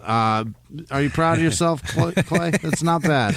We'll give you that one, Clay. For the effort, that was not bad. Not bad at all. Other executives this week, again, Jordan Bennett doing everything for us that she's ever not. She's the best. We love her and Simon are awesome people. Thank you, guys. Nadine Ozubko, Angela Williams, Atreyu Falkor. I think, is that? That's our both never-ending story I thought so. reference, James Fogel and Lauren Hoffman. You guys, thank you truly for what you do for us. You're best, incredible. all of you. Other producers this week are Neil Page, Allison Fearful, and Gabe Sullivan. They are a couple. And James Gaybauer, Christopher Foyer, Janice Hill, Madison Rave Hall. What is that? Madison Ray Hall, and she's pregnant, and the baby kicks when she listens to the show. So, well, congrats. Clearly, are pregnant with either a demon or a great child. a good taste child. One of the two. Maria Kipsusley, Jennifer Visconti, Nope, that's Steve. Steve Schnell, not Jennifer at all. Thank you, Steve. Appreciate you. Stevie. Susanna Platt, Liz Vasquez. Thank you, Liz. And Liz sent you the homicide book, and it's signed. Thank you. Unbelievable. That's beautiful. It's up in the office right here in our studio. We fucking love that. Thank you so much. Liz. It's awesome. Terrific. Appreciate it. Richard Johnson, Tarnia Goodsell, her fluffy kitties, TK and Posh Rob, Peyton Meadows, Thomas Smith, James Martyr, Craig Ventura, Michelle Mixell, Dave Thomas at the Ghostwriter podcast is dealing with a cancer fight in the middle of a fucking pandemic. I can't imagine. Keep fighting, miserable. Dave. Sorry Hang to in hear there, that. buddy. Shit, that's miserable. Man. Also, Mark's Marvelous, Tommy, Amy Griffith, Kylie, Bryn Sanders, Emma Pilo, John Barnett, Matt Watson, Melinda Hollingshead, Corey Knox, Jesus, or Jesus. It's probably Jesus. It's just Jesus. Ryan John, Nicole Stanford, Ty Bow, David Higgins, Ernesto Gonzalez Falcone, Brent, nope, that's Gregory Borelli, Kyle with no last name, Trenton Boak, Kristen Morris, Aaron Aldrich, Alan McLaren, Brad Croak, Eric Burdick, Kevin Morris, Devin Dotson. Hey. Samantha Yor, Kennedy Watring, Cooper Lynn, Mallory Bradenberg, Troy Williams, Aaron Booza, Michael Haynes, Matt Torres. I think it was just Matt Torres. No, Mike Haynes. There you go. God damn it. Matt Tompkins, Vanessa Northcutt, Jake Duvall, Brad Newbert, Dan Bailey, Mike Parker, Elizabeth Hubert, Vanilla Nutsack, proud of yourself, Emma Tyrell, Jojo Ama, Brian Kaiser, Jessica Edwards, Kelly Pelletier. Hey, nice. Brad Johnson, Zachary Coyne, Tom V, Heather Ferris, Alicia Elbert, Nicole with no last name, Jeremy Samdahl, Keith with no last name, Sin AK, Matthew Nations, Stephanie Brink, Cecily Moreno, Brandon Bennett, Jessica Rideout, Jake Herndon, Big Pappy Pump. What? Sean Kent, Lisa variant. Yeah, or that could be a rapper, James. That's true. Lisa Mariotti, Moritz Schmidt, Thomas Mason, Byron Webb, David Stewart, Chicks, what is this? Chixie, the Bin Chicken, and Dutchie. Al awesome. C. Garcia. Say again. I said thank you. Yeah, truly. Yeah. Mia Rowe.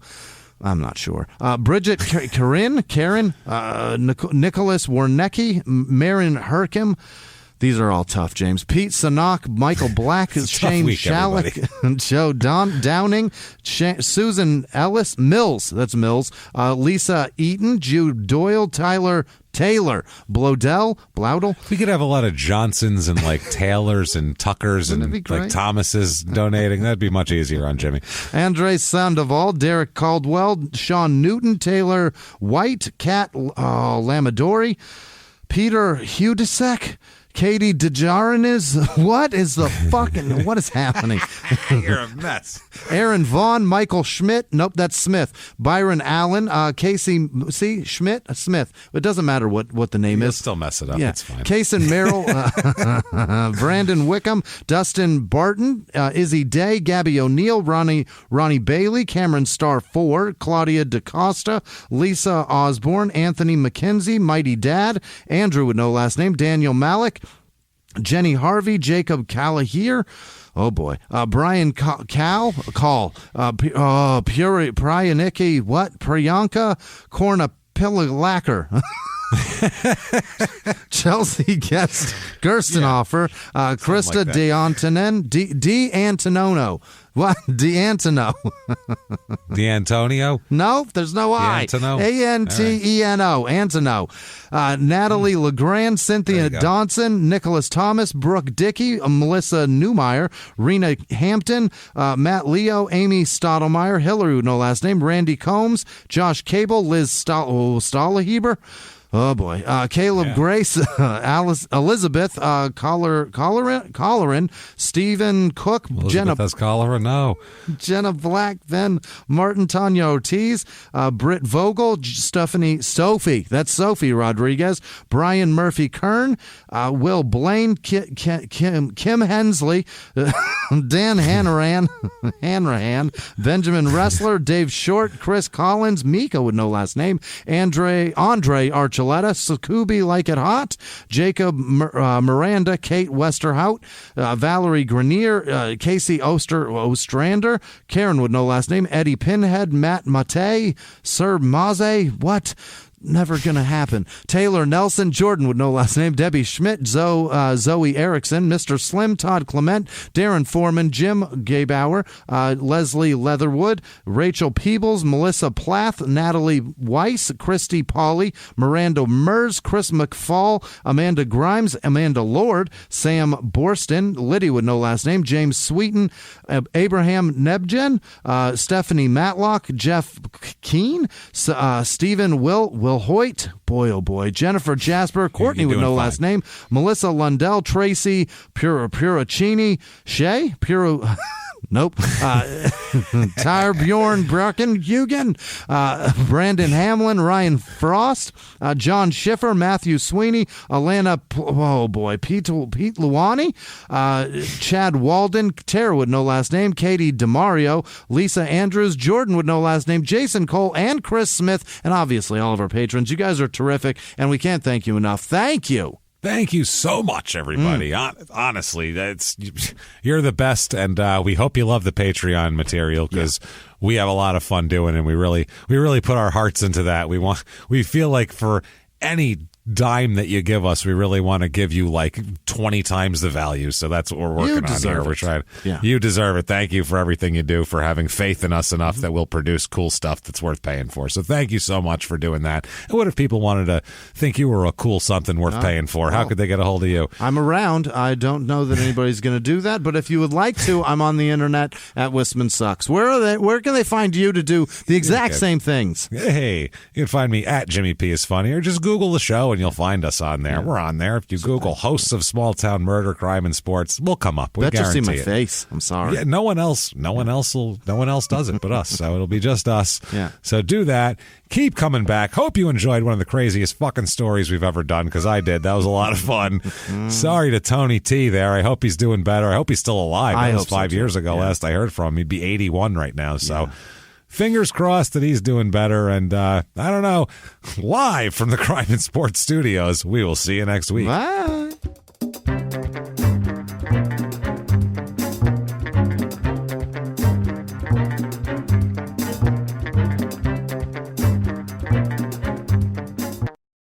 If you like crime and sports, you can listen early and ad-free now by joining Wondery Plus in the Wondery app or on Apple Podcasts. Prime members can listen early and ad-free on Amazon Music. Before you go, tell us about yourself by filling out a short survey at Wondery.com/survey. Have you ever gotten a message out of the blue? Maybe you ignore them. Or maybe you end up in conversation. Maybe they tell you about an amazing offer. I can really show you how to make some money. And maybe that gets you into a lot of trouble. But this isn't a story about people like you, the people receiving these messages. This is a story about the people behind the messages, on the other end of the line. Thousands of them, working in a microcity built for scammers. From Wondery, the makers of Dr. Death and Kill List, comes Scam Factory, a new series about survival at the expense of others. Follow Scam Factory on the Wondery app or wherever you get your podcasts. You can listen to Scam Factory early and ad-free right now by joining Wondery Plus in the Wondery app or on Apple Podcasts.